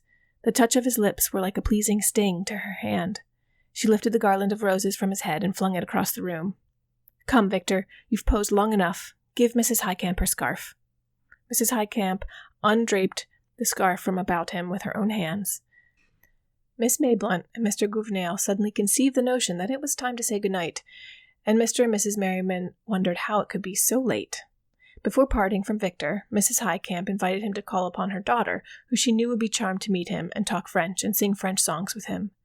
Victor expressed his desire and intention to call upon Miss Highcamp at the first opportunity which presented itself. He asked if Arobin were going his way. Arobin was not. The mandolin players had long since stolen away. A profound stillness had fallen upon the broad, beautiful street. The voices of Edna's disbanding guests jarred like a discordant note upon the quiet harmony of the night. Chapter 31. "Well," questioned Arobin, who had remained with Edna after the others had departed. "Well," she reiterated, and stood up, stretching her arms and feeling the need to relax her muscles after having been so long seated. "What next?" he asked. The The servants are all gone. They left when the musicians did. I have dismissed them. The house has to be closed and locked, and I shall trot around to the pigeon house, and shall send Celestine in the morning to straighten things up. He looked around and began to turn out some of the lights. What about upstairs? He inquired. I think it is all right, but there may be a window or two unlatched. We had better look. You might take a candle and see. And bring me my wrap and hat on the foot of the bed in the middle room. He went up with the light, and Edna began closing doors and windows. She hated to shut in the smoke and the fumes of the wine. Arobin found her cape and hat, which he brought down and helped her to put on. When everything was secured and the lights put out, they left through the front door, Arobin locking it and taking the key, which he carried for Edna. He helped her down the steps. Will you have a spray of jasmine? He asked, breaking off a few blossoms as he passed. No, I don't want anything. She seemed disheartened, and had nothing to say. She took his arm, which he offered her, holding up the weight of her satin train with the other hand. She looked down, noticing the black line of his legs moving in and out so close to her against the yellow shimmer of her gown. There was the whistle of a railway train somewhere in the distance, and the midnight bells were ringing. They met no one in their short walk. The pigeon house stood behind a locked gate and a shallow parterre that had been somewhat neglected. There was a small front porch upon which a long window and a front door opened. The door opened directly into the parlor. There was no side entry. Back in the yard was a room for servants in which old Celestine had been ensconced. Edna had left a lamp burning low upon the table. She had succeeded in making the room look habitable and homelike. There were some books on the table and a lounge near at hand. On the floor was a fresh matting covered with a rug or two, and on the walls hung a few tasteful pictures. But the room was filled with flowers. These were a surprise to her. Arobin had sent them, and had had Celestine distribute them during Edna's absence. Her bedroom was adjoining, and across a small passage were the dining room and kitchen. Edna seated herself with every appearance of discomfort. Are you tired? He asked. Yes, and chilled and miserable. I feel as if I had been wound up to a certain pitch, too tight, and something inside of me had snapped. She rested her head against the table upon her bare arm. You want to rest, he said, and to be quiet. I'll go. I'll leave you and let you rest. Yes, she replied. He stood up beside her and smoothed her hair with his soft, magnetic hand. His touch conveyed to her a certain physical comfort. She could have fallen quietly asleep there if he had continued to pass his hand over her hair. He brushed the hair upward from the nape of her neck. I hope you will feel better and happier in the morning, he said.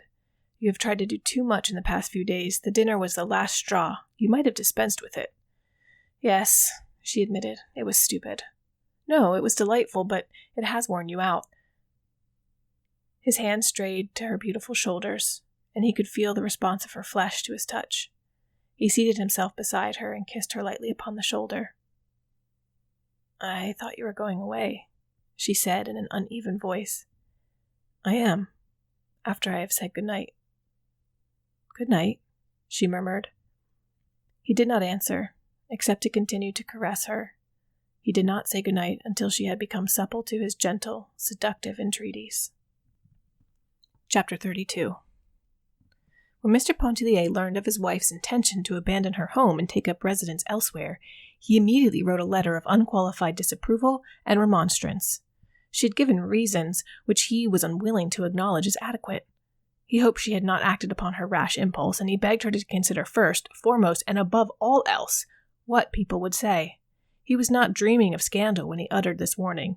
That was a thing which never would have entered into his mind to consider in connection with his wife's name or his own. He was simply thinking of his financial integrity. It might get noised about that the Pontelliers had met with reverses, and were forced to conduct their menage on a humbler scale than heretofore. It might do incalculable mischief to his business prospects. But remembering Edna's whimsical turn of mind of late, and foreseeing that she had immediately acted upon her impetuous determination, he grasped the situation with his usual promptness and handled it with his well-known business tact and cleverness. The same mail which brought to Edna his letter of disapproval carried instructions, the most minute instructions, to a well-known architect concerning the remodeling of his home, changes which he had long contemplated and which he desired carried forward during his temporary absence. Expert and reliable packers and movers were engaged to convey the furniture, carpets, pictures, everything movable, in short, to places of security. And in an incredibly short time, the Pontellier house was turned over to the artisans. There was to be an addition, a small snuggery, There was to be frescoing, and hardwood flooring was to be put into such rooms as had not yet been subjected to this improvement. Furthermore, in one of the daily papers appeared a brief notice to the effect that Mr. and Mrs. Pontellier were contemplating a summer sojourn abroad, and that their handsome residence on Esplanade Street was undergoing sumptuous alterations, and would not be ready for occupancy until their return. Mr. Pontellier had saved appearances. Edna admired the skill of his maneuver, and avoided any occasion to balk his intentions. When the situation as set forth by Mr. Pontellier was accepted and taken for granted, she was apparently satisfied that it should be so. The pigeon house pleased her. It at once assumed the intimate character of a home, while she herself invested it with a charm which it reflected like a warm glow. There was with her a feeling of having descended in social scale, with a corresponding sense of having risen in the spiritual. Every step which she took toward relieving herself from obligations added to her strength and expansion as an individual. She began to look with her own eyes, to see and to apprehend the deeper undercurrents of life. No longer was she content to feed upon opinion, when her own soul had invented her. After a little while, a few days, in fact, Edna went up and spent a week with her children in Iberville. They were delicious February days, with all the summer's promise hovering in the air. How glad she was to see her children! She wept for very pleasure when she felt their little arms clasping her, their hard, ruddy cheeks pressed against her own glowing cheeks. She looked into their faces with hungry eyes that could not be satisfied with looking. And what stories they had to tell their mother!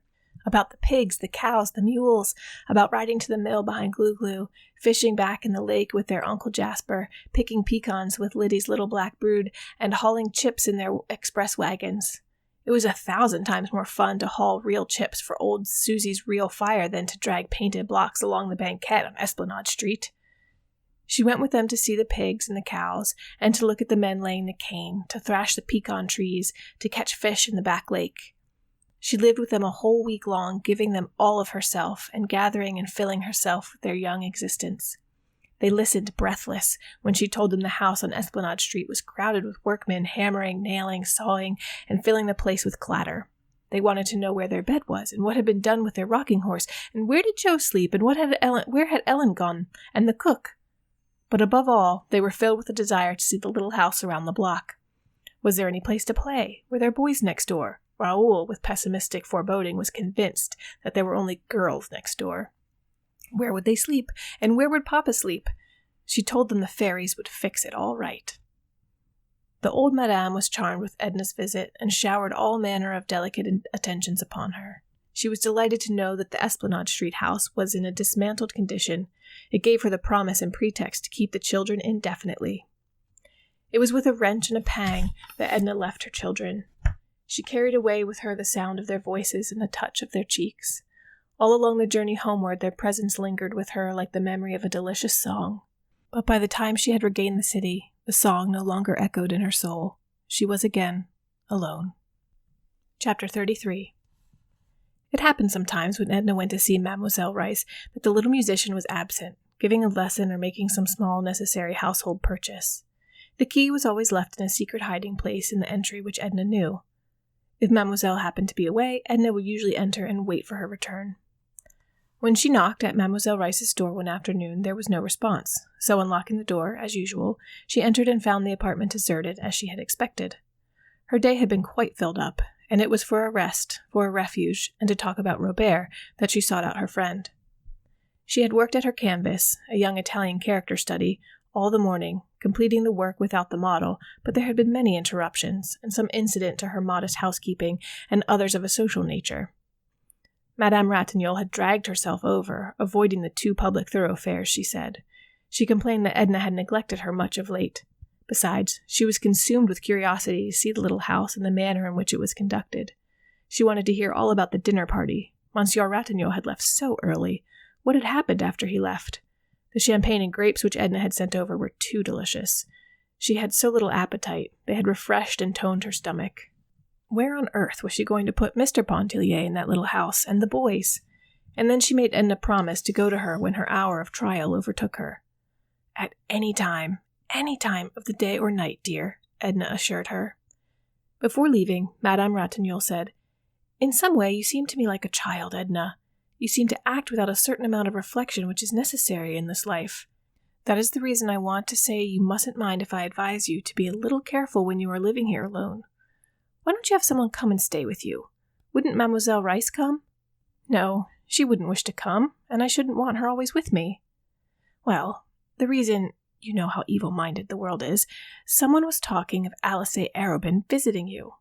Of course it wouldn't matter if Mr. Arobin had not such a dreadful reputation. Monsieur Ratignolle was telling me that his attentions alone are considered enough to ruin a woman's name. Does he boast of his successes? Asked Edna indifferently, squinting at her picture. No, I think not. I believe he's a decent fellow as far as that goes, but his character is so well known among the men. I shan't be able to come back and see you. It was very, very imprudent today. Mind the step, cried Edna. Don't neglect me, entreated Madame Ratignolle, and don't mind what I said about Arobin or having someone come stay with you. Of course not, Edna laughed. You may say anything you like to me. They kissed each other goodbye. Madame Ratignolle had not far to go, and Edna stood on the porch while watching her walk down the street.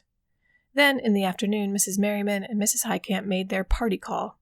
Edna felt that they might have dispensed with the formality. They had also come to invite her to play 21 one evening at Mrs. Merriman's. She was asked to go early, to dinner, and Mr. Merriman and Mr. Arobin would take her home. Edna accepted in a half-hearted way. She sometimes felt very tired of Mrs. Highcamp and Mrs. Merriman. Late in the afternoon she sought refuge with Mademoiselle Rice, and stayed there alone, waiting for her, feeling a kind of repose invade her with the very atmosphere of the shabby, unpretentious little room. Edna sat at the window, which looked out over the housetops and across the river. The window frame was filled with pots of flowers, and she sat and picked the dry leaves from the rose geranium. The day was warm, and the breeze which blew from the river was very pleasant. She removed her hat and laid it on the piano. She went on picking the leaves and digging around the plants with her hat pin. Once she thought she heard Mademoiselle Rice approaching, but it was a young black girl who came in, bringing a small bundle of laundry, which she deposited in the adjoining room and went away. Edna seated herself at the piano and softly picked out with one hand the bars of a piece of music which lay open before her. A half-hour went by. There was the occasional sound of people going and coming in the lower hall. She was growing interested in her occupation of picking out the aria when there was a second rap at the door. She vaguely wondered what these people did when they found Mademoiselle's door locked. "Come in," she called, turning her face toward the door. And this time, it was Robert Lebrun who presented himself. She attempted to rise. She could not have done so without betraying the agitation which mastered her at the sight of him, so she fell back upon the stool, only exclaiming, "Why, Robert!" He came and clasped her hand, seemingly without knowing what he was saying or doing. "Mrs. Pontellier, how do you happen? Oh, how well you look! Is Mademoiselle Rice not here? I never expected to see you." "When did you come back?" asked Edna, in an unsteady voice, wiping her face with her handkerchief. She seemed ill at ease on the piano stool, and he begged her to take the chair by the window. She did so, mechanically, while he seated himself on the stool.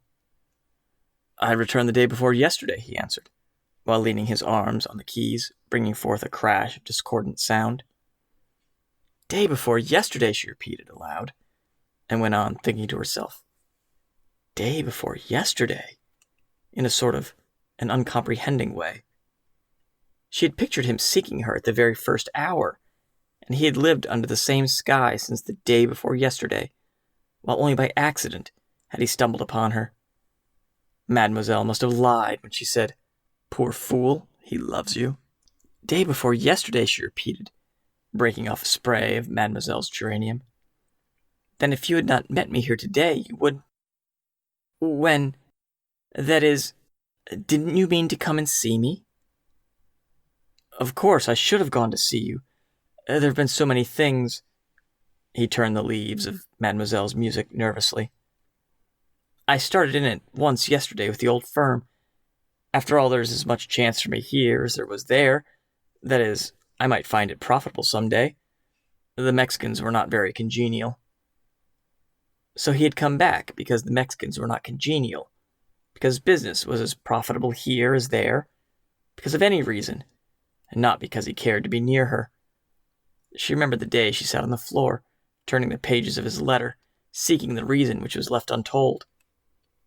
She had not noticed how he looked, only feeling his presence, but she turned deliberately and observed him. After all, he had been absent but a few months and was not changed. His hair, the color of hers, waved back from his temples in the same way as before. His skin was not more burned than it had been at Grand Isle.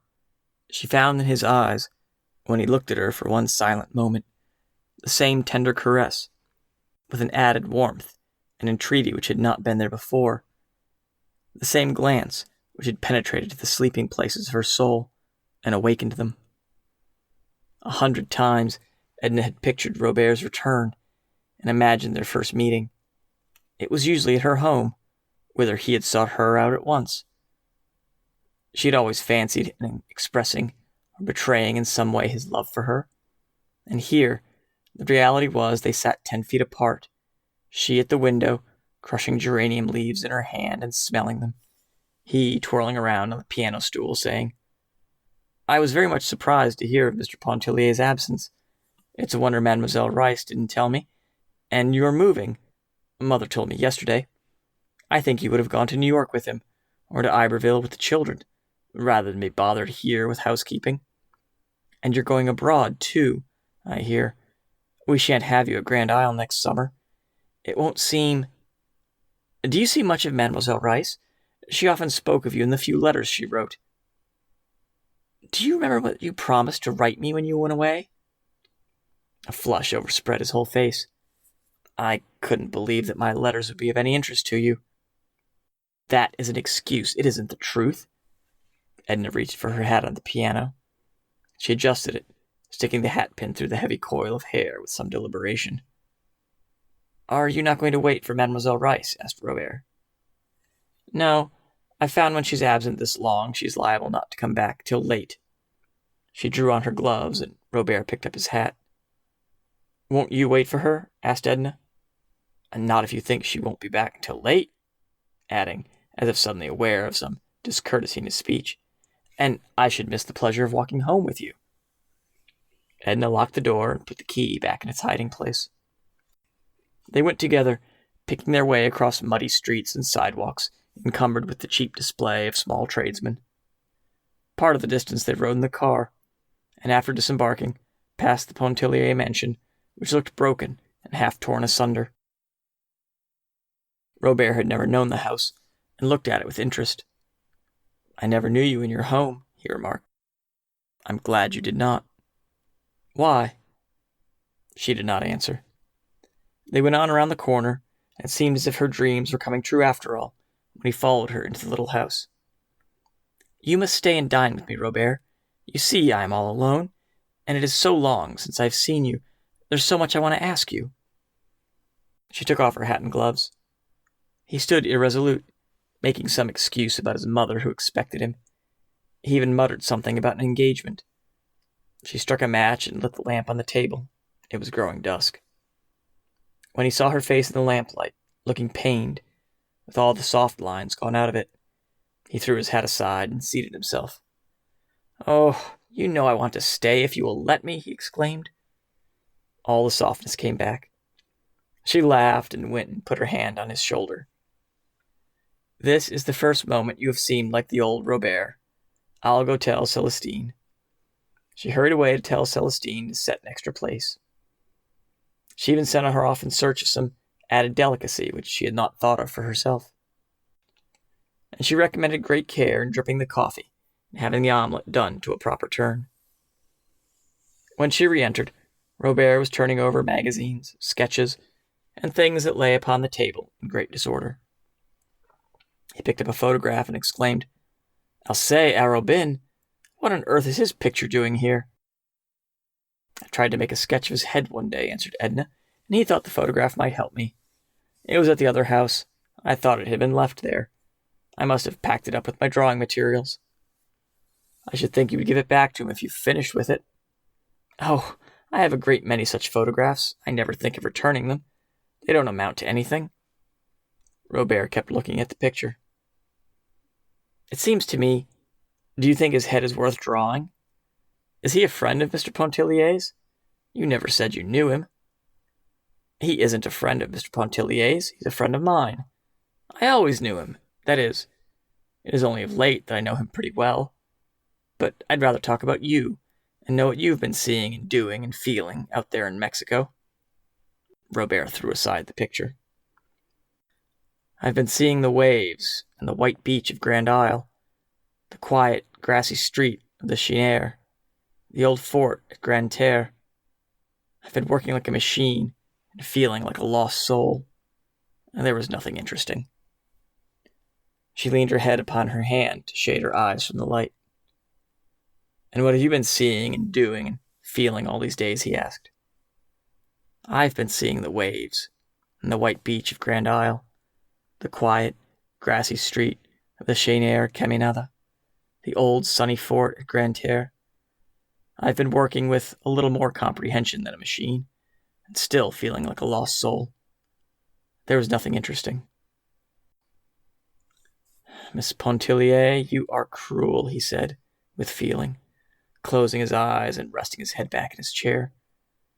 They remained in silence till old Celestine announced dinner. Chapter 34. The dining room was very small.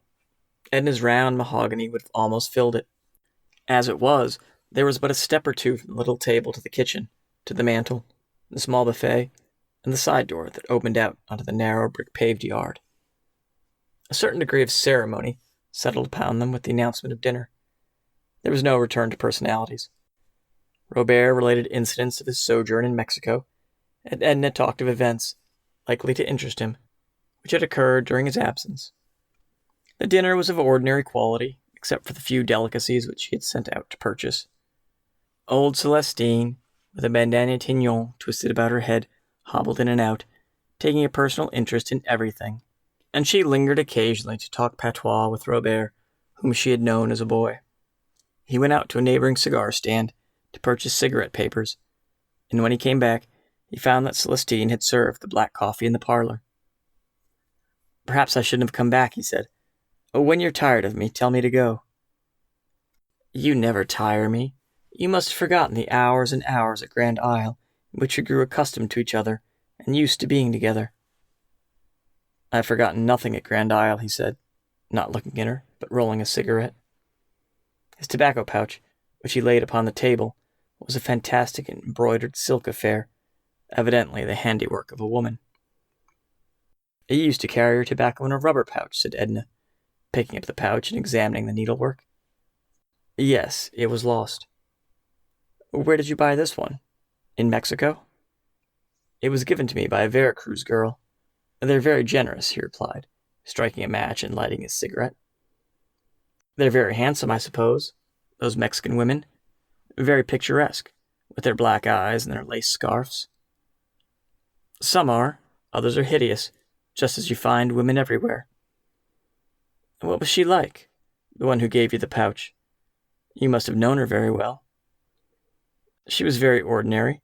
She wasn't of the slightest importance. I knew her well enough." "Did you visit her house? Was it interesting? I should like to know and hear about the people you met and the impressions they made on you." "There are some people who leave impressions not so lasting as the imprint of an oar upon the water." "Was she such a one?" "It would be ungenerous for me to admit that she was one of that order and kind." He thrust the pouch back into his pocket, as if to put away the subject with the trifle which had brought it up. Arobin dropped in with a message from Mrs. Merriman to say the card party was postponed on account of illness of one of her children. "How do you do, Arobin?" said Robert, rising from the obscurity. "Oh, Lebrun, to be sure. I heard yesterday you were back. How do they treat you down in Mexique?" "Fairly well, but not well enough to keep you there. Stunning girls, though, in Mexico. I thought I should never get away from Vera Cruz when I was down there a couple of years ago." "Did they embroider slippers and tobacco pouches and hat bands and things for you?" asked Edna. "Oh, my, no. I didn't get so deep in their regard. I fear they made more impression on me than I made on them." "You were less fortunate than Robert, then." "I'm always less fortunate than Robert. Has he been imparting tender confidences?" "I've been imposing myself long enough," said Robert, rising and shaking hands with Edna. "Please convey my regards to Mr. Pontellier when you write." He shook hands with Arobin and went away. Fine fellow, that Lebrun, said Arobin, when Robert had gone. I never heard you speak of him. I knew him last summer at Grand Isle, she replied. Here's that photograph of yours. Don't you want it? What do I want with it? Throw it away. She threw it back on the table. I'm not going to Mrs. Merriman's, she said. If you see her, tell her so, but perhaps I'd better write. I think I shall write now, and say I'm sorry her child is sick, and tell her not to count on me. It'd be a good scheme, acquiesced Arobin. I don't blame you. Stupid lot. Edna opened the blotter, and having procured paper and pen, began to write the note. Arobin lit a cigar and read the evening paper, which he had in his pocket. What is the date? She asked. He told her. Will you mail this for me when you go out? Certainly. He read to her little bits out of the newspaper, while she straightened things on the table. What do you want to do? He asked, throwing aside the paper. Do you want to go out for a walk, or a drive, or anything? It'd be a fine night for a drive. No, I don't want to do anything, but just be quiet. You go away and amuse yourself. Don't stay. I'll go away if I must, but I shan't amuse myself. You know that I only live when I'm near you. He stood up to bid her a good night. Is that one of the things you always say to women? I have said it before, but I don't think I ever came so near meaning it, he answered, with a smile. There were no warm lights in her eyes, only a dreamy, absent look. Good night. I adore you. Sleep well, he said, and he kissed her hand and went away. She stayed alone in a kind of reverie, a sort of stupor. Step by step, she lived over every instant of time she had been with Robert after he had entered Mademoiselle Reisz's door. She recalled his words, his looks, how few and meager they had been for her hungry heart.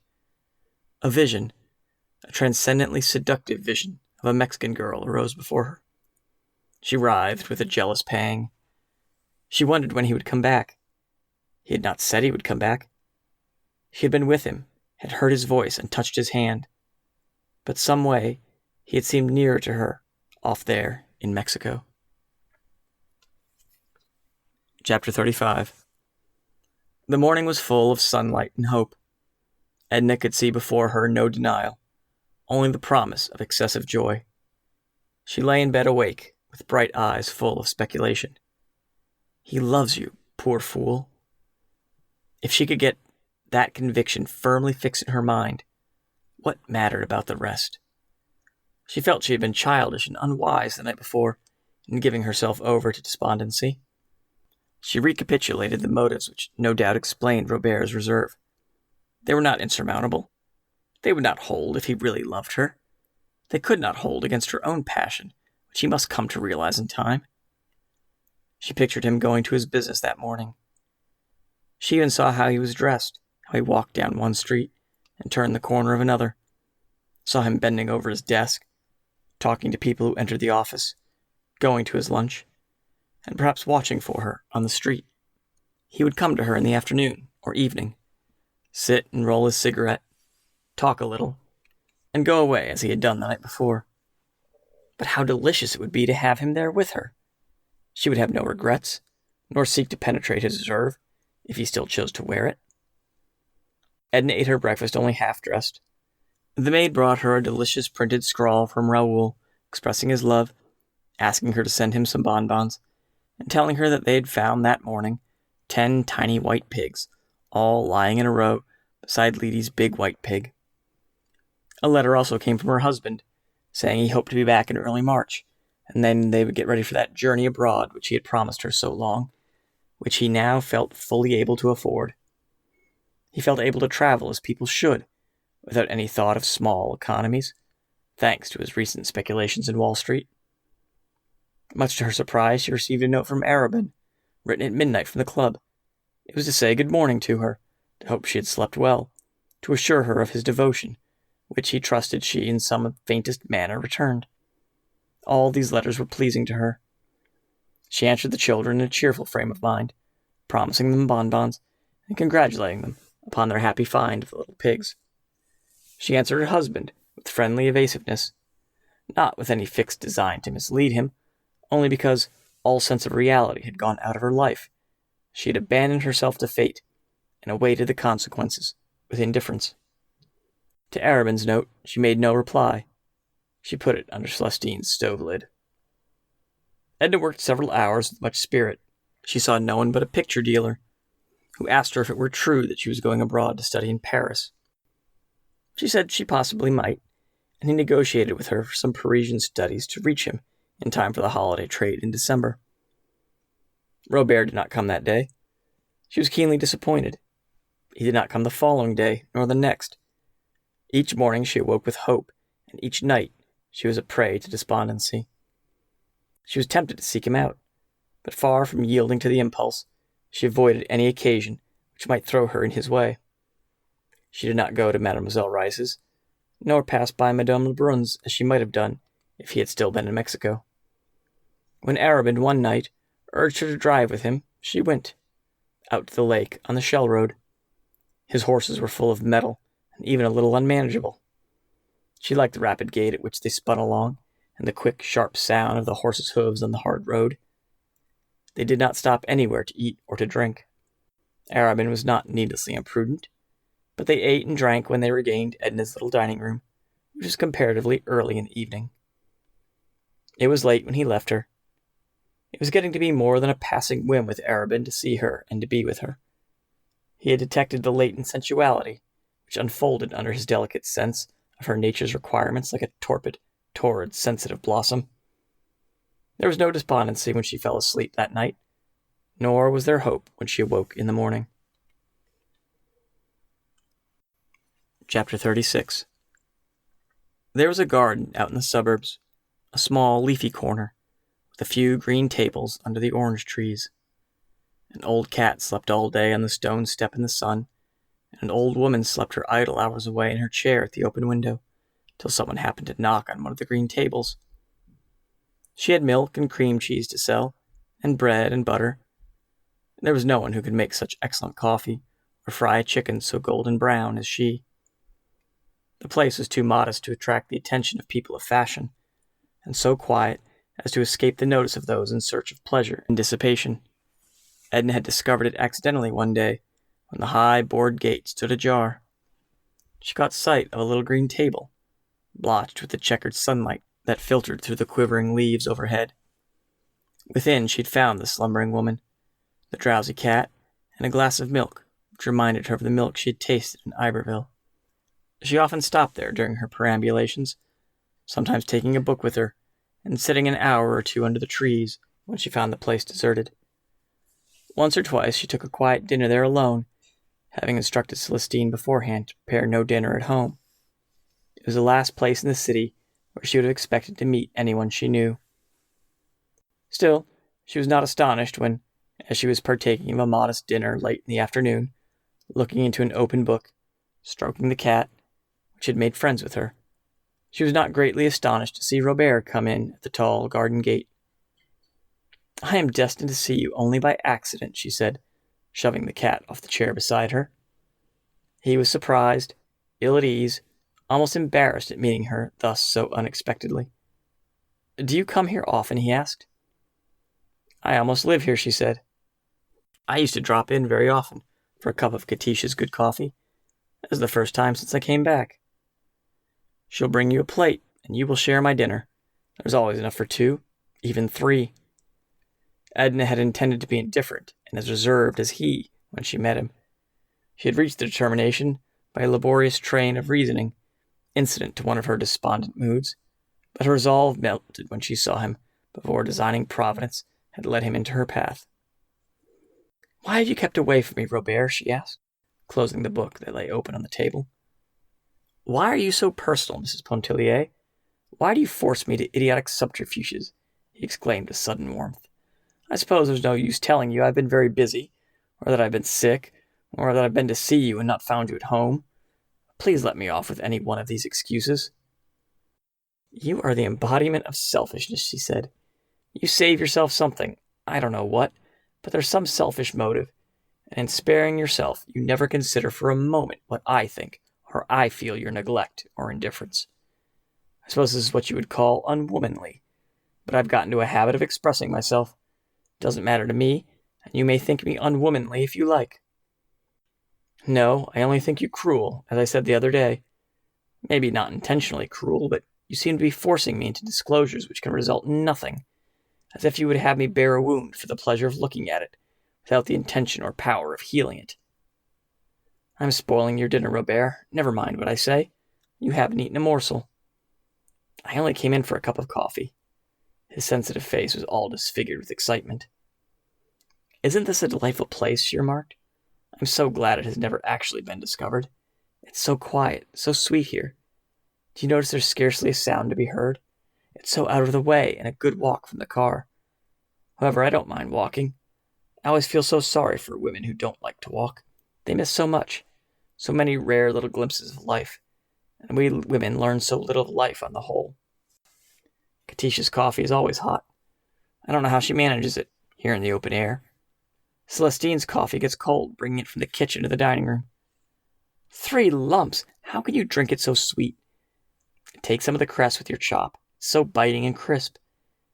Then there's the advantage of now being able to smoke with your coffee out here. Now, in the city...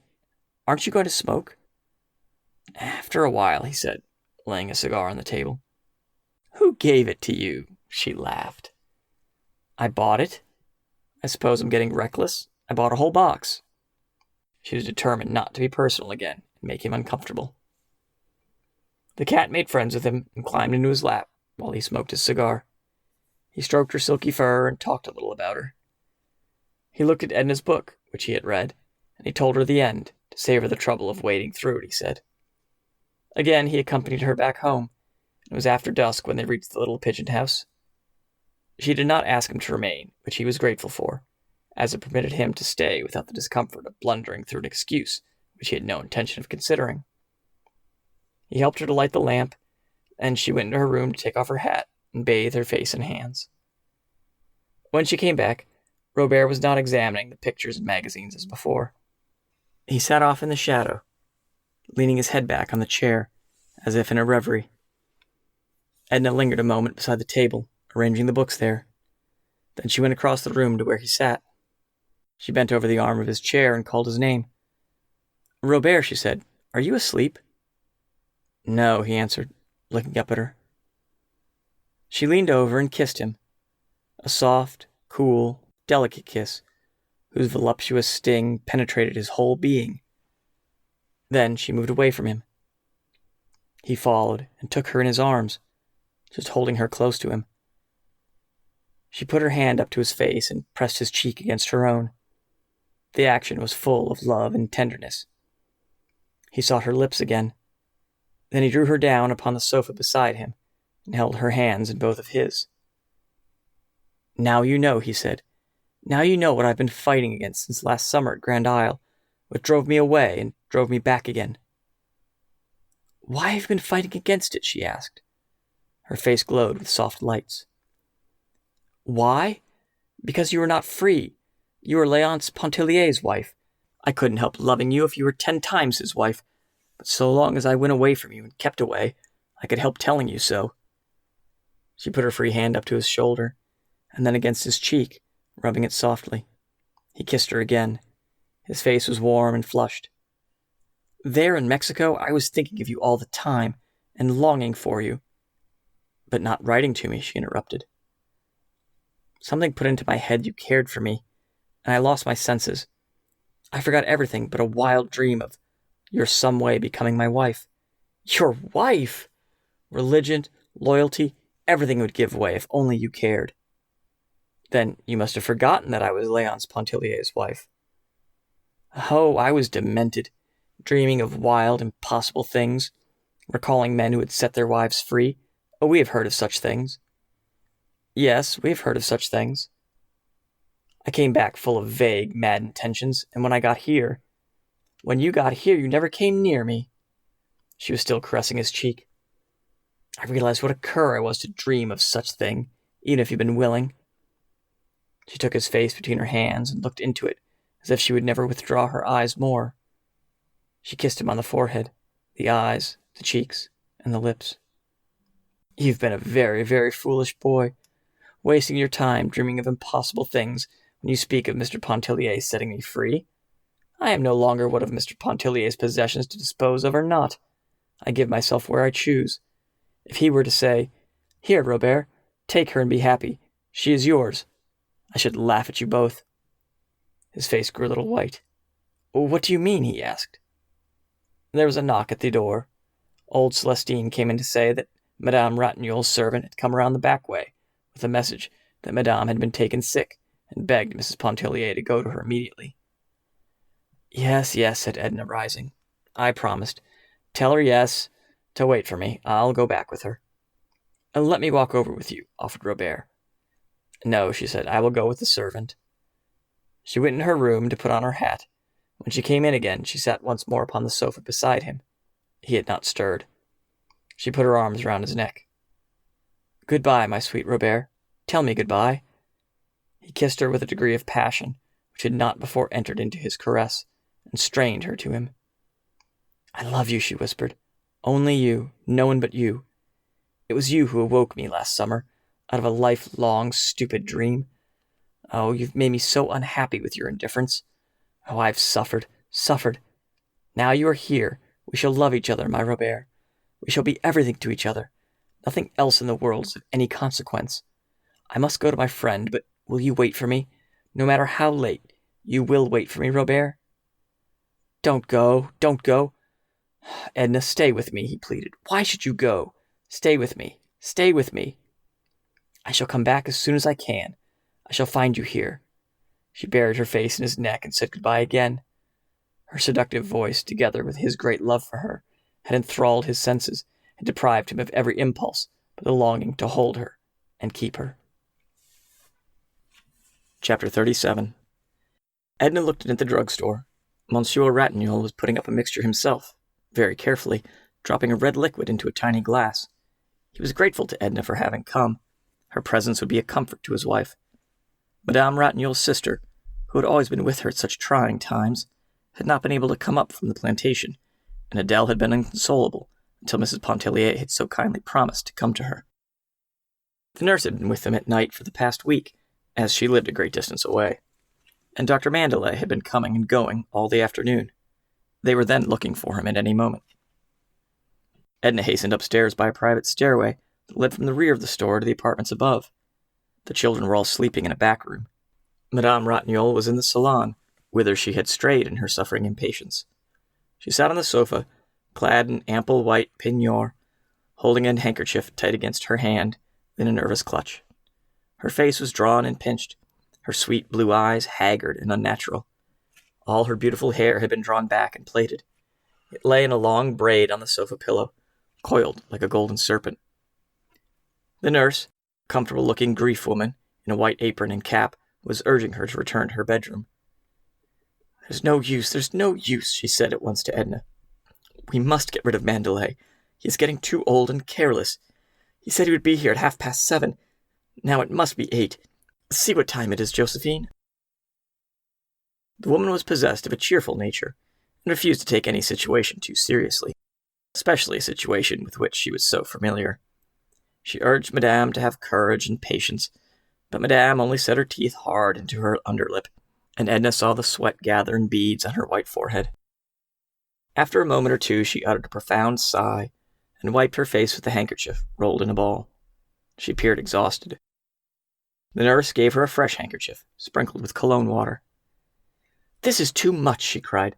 "Mandelet ought to be killed. Where's Alphonse? Is it possible I'm to be abandoned like this, neglected by everyone?" "Neglected indeed," exclaimed the nurse. "Wasn't she there?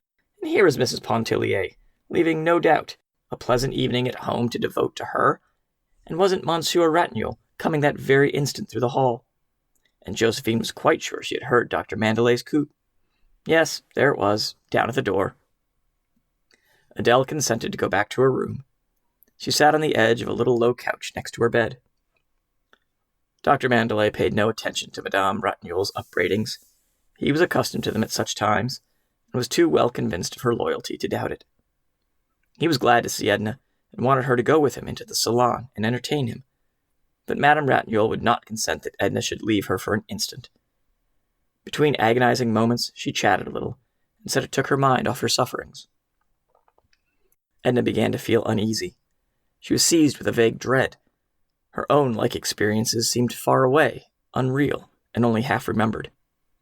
She recalled faintly an ecstasy of pain, the heavy odor of chloroform, a stupor which had deadened sensation, and an awakening to find a new little life to which she had given being, added to the great unnumbered multitude of souls that come and go.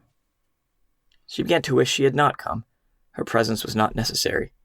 She might have invented a pretext for staying away. She might even invent a pretext now for going. But Edna did not go. With an inward agony, with a flaming, outspoken revolt against the ways of nature, she witnessed the scene of torture. She was still stunned and speechless with emotion when later she leaned over with her friend to kiss her and softly say goodbye. Adele, pressing her cheek, whispered in an exhausted voice, "Think of the children, Edna. Oh, think of the children. Remember them." Chapter 38. Edna still felt dazed when she got outside in the open air. The doctor's coupe had returned for him and stood before the porte cochere. She did not wish to enter the coupe and told Dr. Mandelet she would walk. She was not afraid and would go alone. He directed his carriage to meet him and Mrs. Pontellier's, and he started to walk home with her. Up, away up, over the narrow street between the tall houses, the stars were blazing. The air was mild and caressing, but cool with the breath of spring and the night. They walked slowly, the doctor with a heavy, measured tread and his hands behind him, Edna in an absent-minded way, as she had walked one night at Grand Isle, as if her thoughts had gone ahead of her and she was striving to overtake them. "You shouldn't have been there, Mrs. Pontellier," he said. "That was no place for you. Adele was full of whims at such times. There were a dozen women she might have had with her, unimpressionable women. I felt that it was cruel, cruel. You shouldn't have gone." "Oh, well," she answered indifferently. "I don't know that it matters at all. One has to think of the children some time or other. Sooner the better." "When is Léonce coming back?" "Quite soon, sometime in March." "And you're going abroad?" "Perhaps. No, I'm not going. I'm not going to be forced into doing things. I don't want to go abroad. I want to be left alone. Nobody has any right, except children, perhaps. And even then, it seems to me, or it did seem." She felt that her speech was voicing the incoherency of her thoughts, and stopped abruptly. "The trouble is," sighed the doctor, grasping her meaning intuitively, "that youth is given up to illusions. It seems to be a provision of nature, a decoy to secure mothers for the race. And nature takes no account of moral consequences, of arbitrary conditions which we create, and which we feel obliged to maintain at any cost." "Yes," she said, "the years that are gone seem like dreams, if one might go on sleeping and dreaming, but to wake up and find... Oh, well, perhaps it's better to wake up after all, even to suffer, rather than to remain a dupe to illusions all one's life." "It seems to me, my dear child," said the doctor at parting, holding her hand, "you seem to me to be in trouble. I'm not going to ask for your confidence. I will only say that if you ever feel moved to give it to me, perhaps I might help you. I know I would understand, and I tell you there are not many who would. Not many, my dear. Some way, I don't feel moved to speak of things that trouble me. Don't think that I'm ungrateful or that I don't appreciate your sympathy. There are periods of despondency and suffering which take possession of me. But I don't want anything but my own way. That is wanting a good deal, of course, when you have to trample upon the lives, the hearts, the prejudices of others. But no matter. Still, I shouldn't want to trample upon the little lives. Oh, I don't know what I'm saying, Doctor. Good night. Don't blame me for anything." "Yes, I will blame you if you don't come see me soon. We will talk of things you have never dreamed of talking about before. It will do us both good. I don't want you to blame yourself, whatever comes. Good night, my child." She let herself in at the gate, but instead of entering, she sat upon the step of the porch. The night was quiet and soothing. All the tearing emotion of the last few hours seemed to fall away from her like a somber, uncomfortable garment, which she had but to loosen to be rid of. She went back to that hour, before Adele had sent for her, and her senses kindled afresh in thinking of Robert's words, the pressures of his arms, the feeling of his lips upon her own. She could picture at that moment no greater bliss on earth than possession of the beloved one. His expression of love had already given him to her in part. When she thought that he was there at hand, waiting for her, she grew numb with the intoxication of expectancy. It was so late, he would be asleep perhaps. She would awaken him with a kiss. She hoped he would be asleep that she might arouse him with her caresses. Still, she remembered Adele's voice, whispering, "Think of the children. Think of them." She meant to think of them.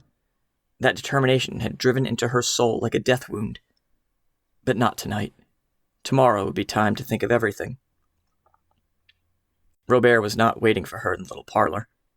He was nowhere at hand. The house was empty. But he had scrawled on a piece of paper that lay in the lamplight, "I love you. Goodbye, because I love you." Edna grew faint when she read the words. She went and sat on the sofa. Then she stretched herself out there, never uttering a sound. She did not sleep.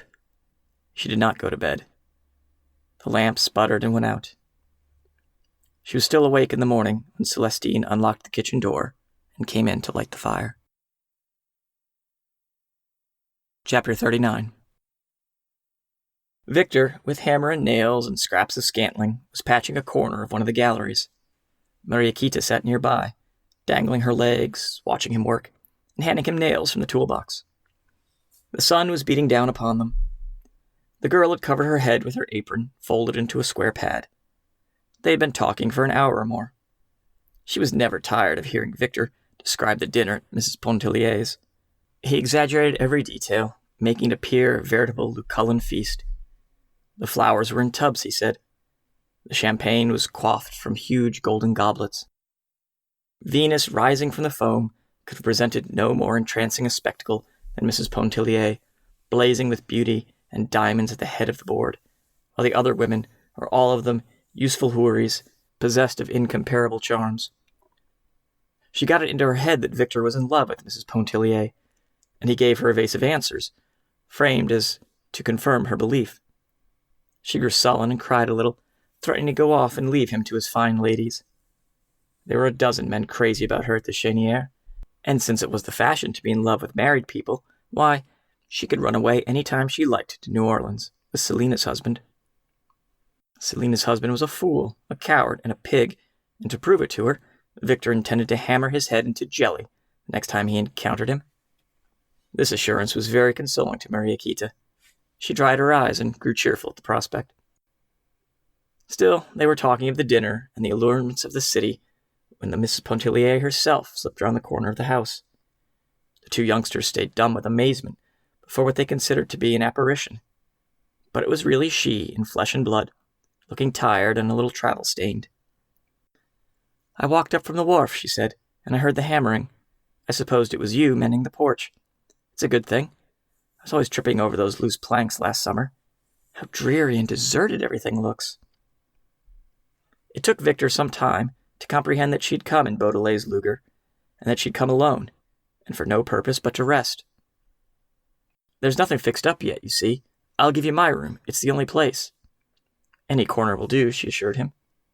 "And if you can stand Philomel's cooking," he went on, "though I might try to get her mother while you're here, do you think she would come?" turning to Mariakita. Mariakita thought perhaps Philomel's mother might come for a few days, and money enough. Beholding Mrs. Pontellier make her appearance, the girl had at once suspected a lover's rendezvous. But Victor's astonishment was so genuine, and Mrs. Pontellier's indifference so apparent, that the disturbing notion did not lodge long in her brain. She contemplated with the greatest interest this woman, who gave the most sumptuous dinners in America, and who had all the men at New Orleans at her feet. "What time will you have dinner?" asked Edna. "I'm very hungry, but don't get anything extra." "I'll have it ready in little or no time," he said, bustling and packing away his tools. "You may go up to my room and brush up and rest yourself. Mariakita will show you." "Thank you," said Edna. "But, do you know, I have a notion to go down to the beach and take a good wash, and even a little swim before dinner." "The water's too cold," they both exclaimed. "Don't think of it." "Well, I might go down and try, dip my toes in. Why, it seems to me the sun is hot enough to have warmed the very depths of the ocean. Could you get me a couple of towels? I'd better go right away, so as to be back in time. It would be a little too chilly if I waited till this afternoon. Maria Kita ran over to Victor's room and returned with some towels, which she gave to Edna. "I hope you have fish for dinner," said Edna, as she started to walk away. "But don't do anything extra, if you haven't." "Run and find Philomel's mother," Victor instructed the girl. "I'll go to the kitchen and see what I can do. By Jiminy, women have no consideration. She might have sent me word." Edna walked on down to the beach, rather mechanically, not noticing anything special, except that the sun was hot. She was not dwelling upon any particular train of thought. She had done all the thinking which was necessary after Robert went away, when she lay awake upon the sofa till morning. She had said over and over to herself, "Today it is Arobin, tomorrow it will be someone else. It makes no difference to me. It doesn't matter about Léonce Pontellier. But Raoul and Etienne." She understood now clearly what she had meant long ago when she said to Adèle Ratignolle that she would give up the unessential, but she would never sacrifice herself for her children. Despondency had come to her there that wakeful night and had never lifted. There was no one thing in the world that she desired. There was no human being whom she wanted near her except Robert, and she even realized that the day would come when he too, and the thought of him, would melt out of her existence, leaving her alone. The children appeared before her like antagonists who had overcome her, who had overpowered and sought to drag her into the soul's slavery for the rest of her days. But she knew a way to elude them. She was not thinking of these things when she walked down to the beach. The water of the gulf stretched out before her, gleaming with the million lights of the sun. The voice of the sea is seductive, never ceasing, whispering, clamoring, murmuring, inviting the soul to wander in abysses of solitude. All along the white beach, up and down, there was no living thing in sight. A bird with a broken wing was beating the air above, reeling, fluttering, circling, disabled, down to the water. Edna had found her old bathing suit still hanging, faded, upon its accustomed peg. She put it on, leaving her clothing in the bathhouse.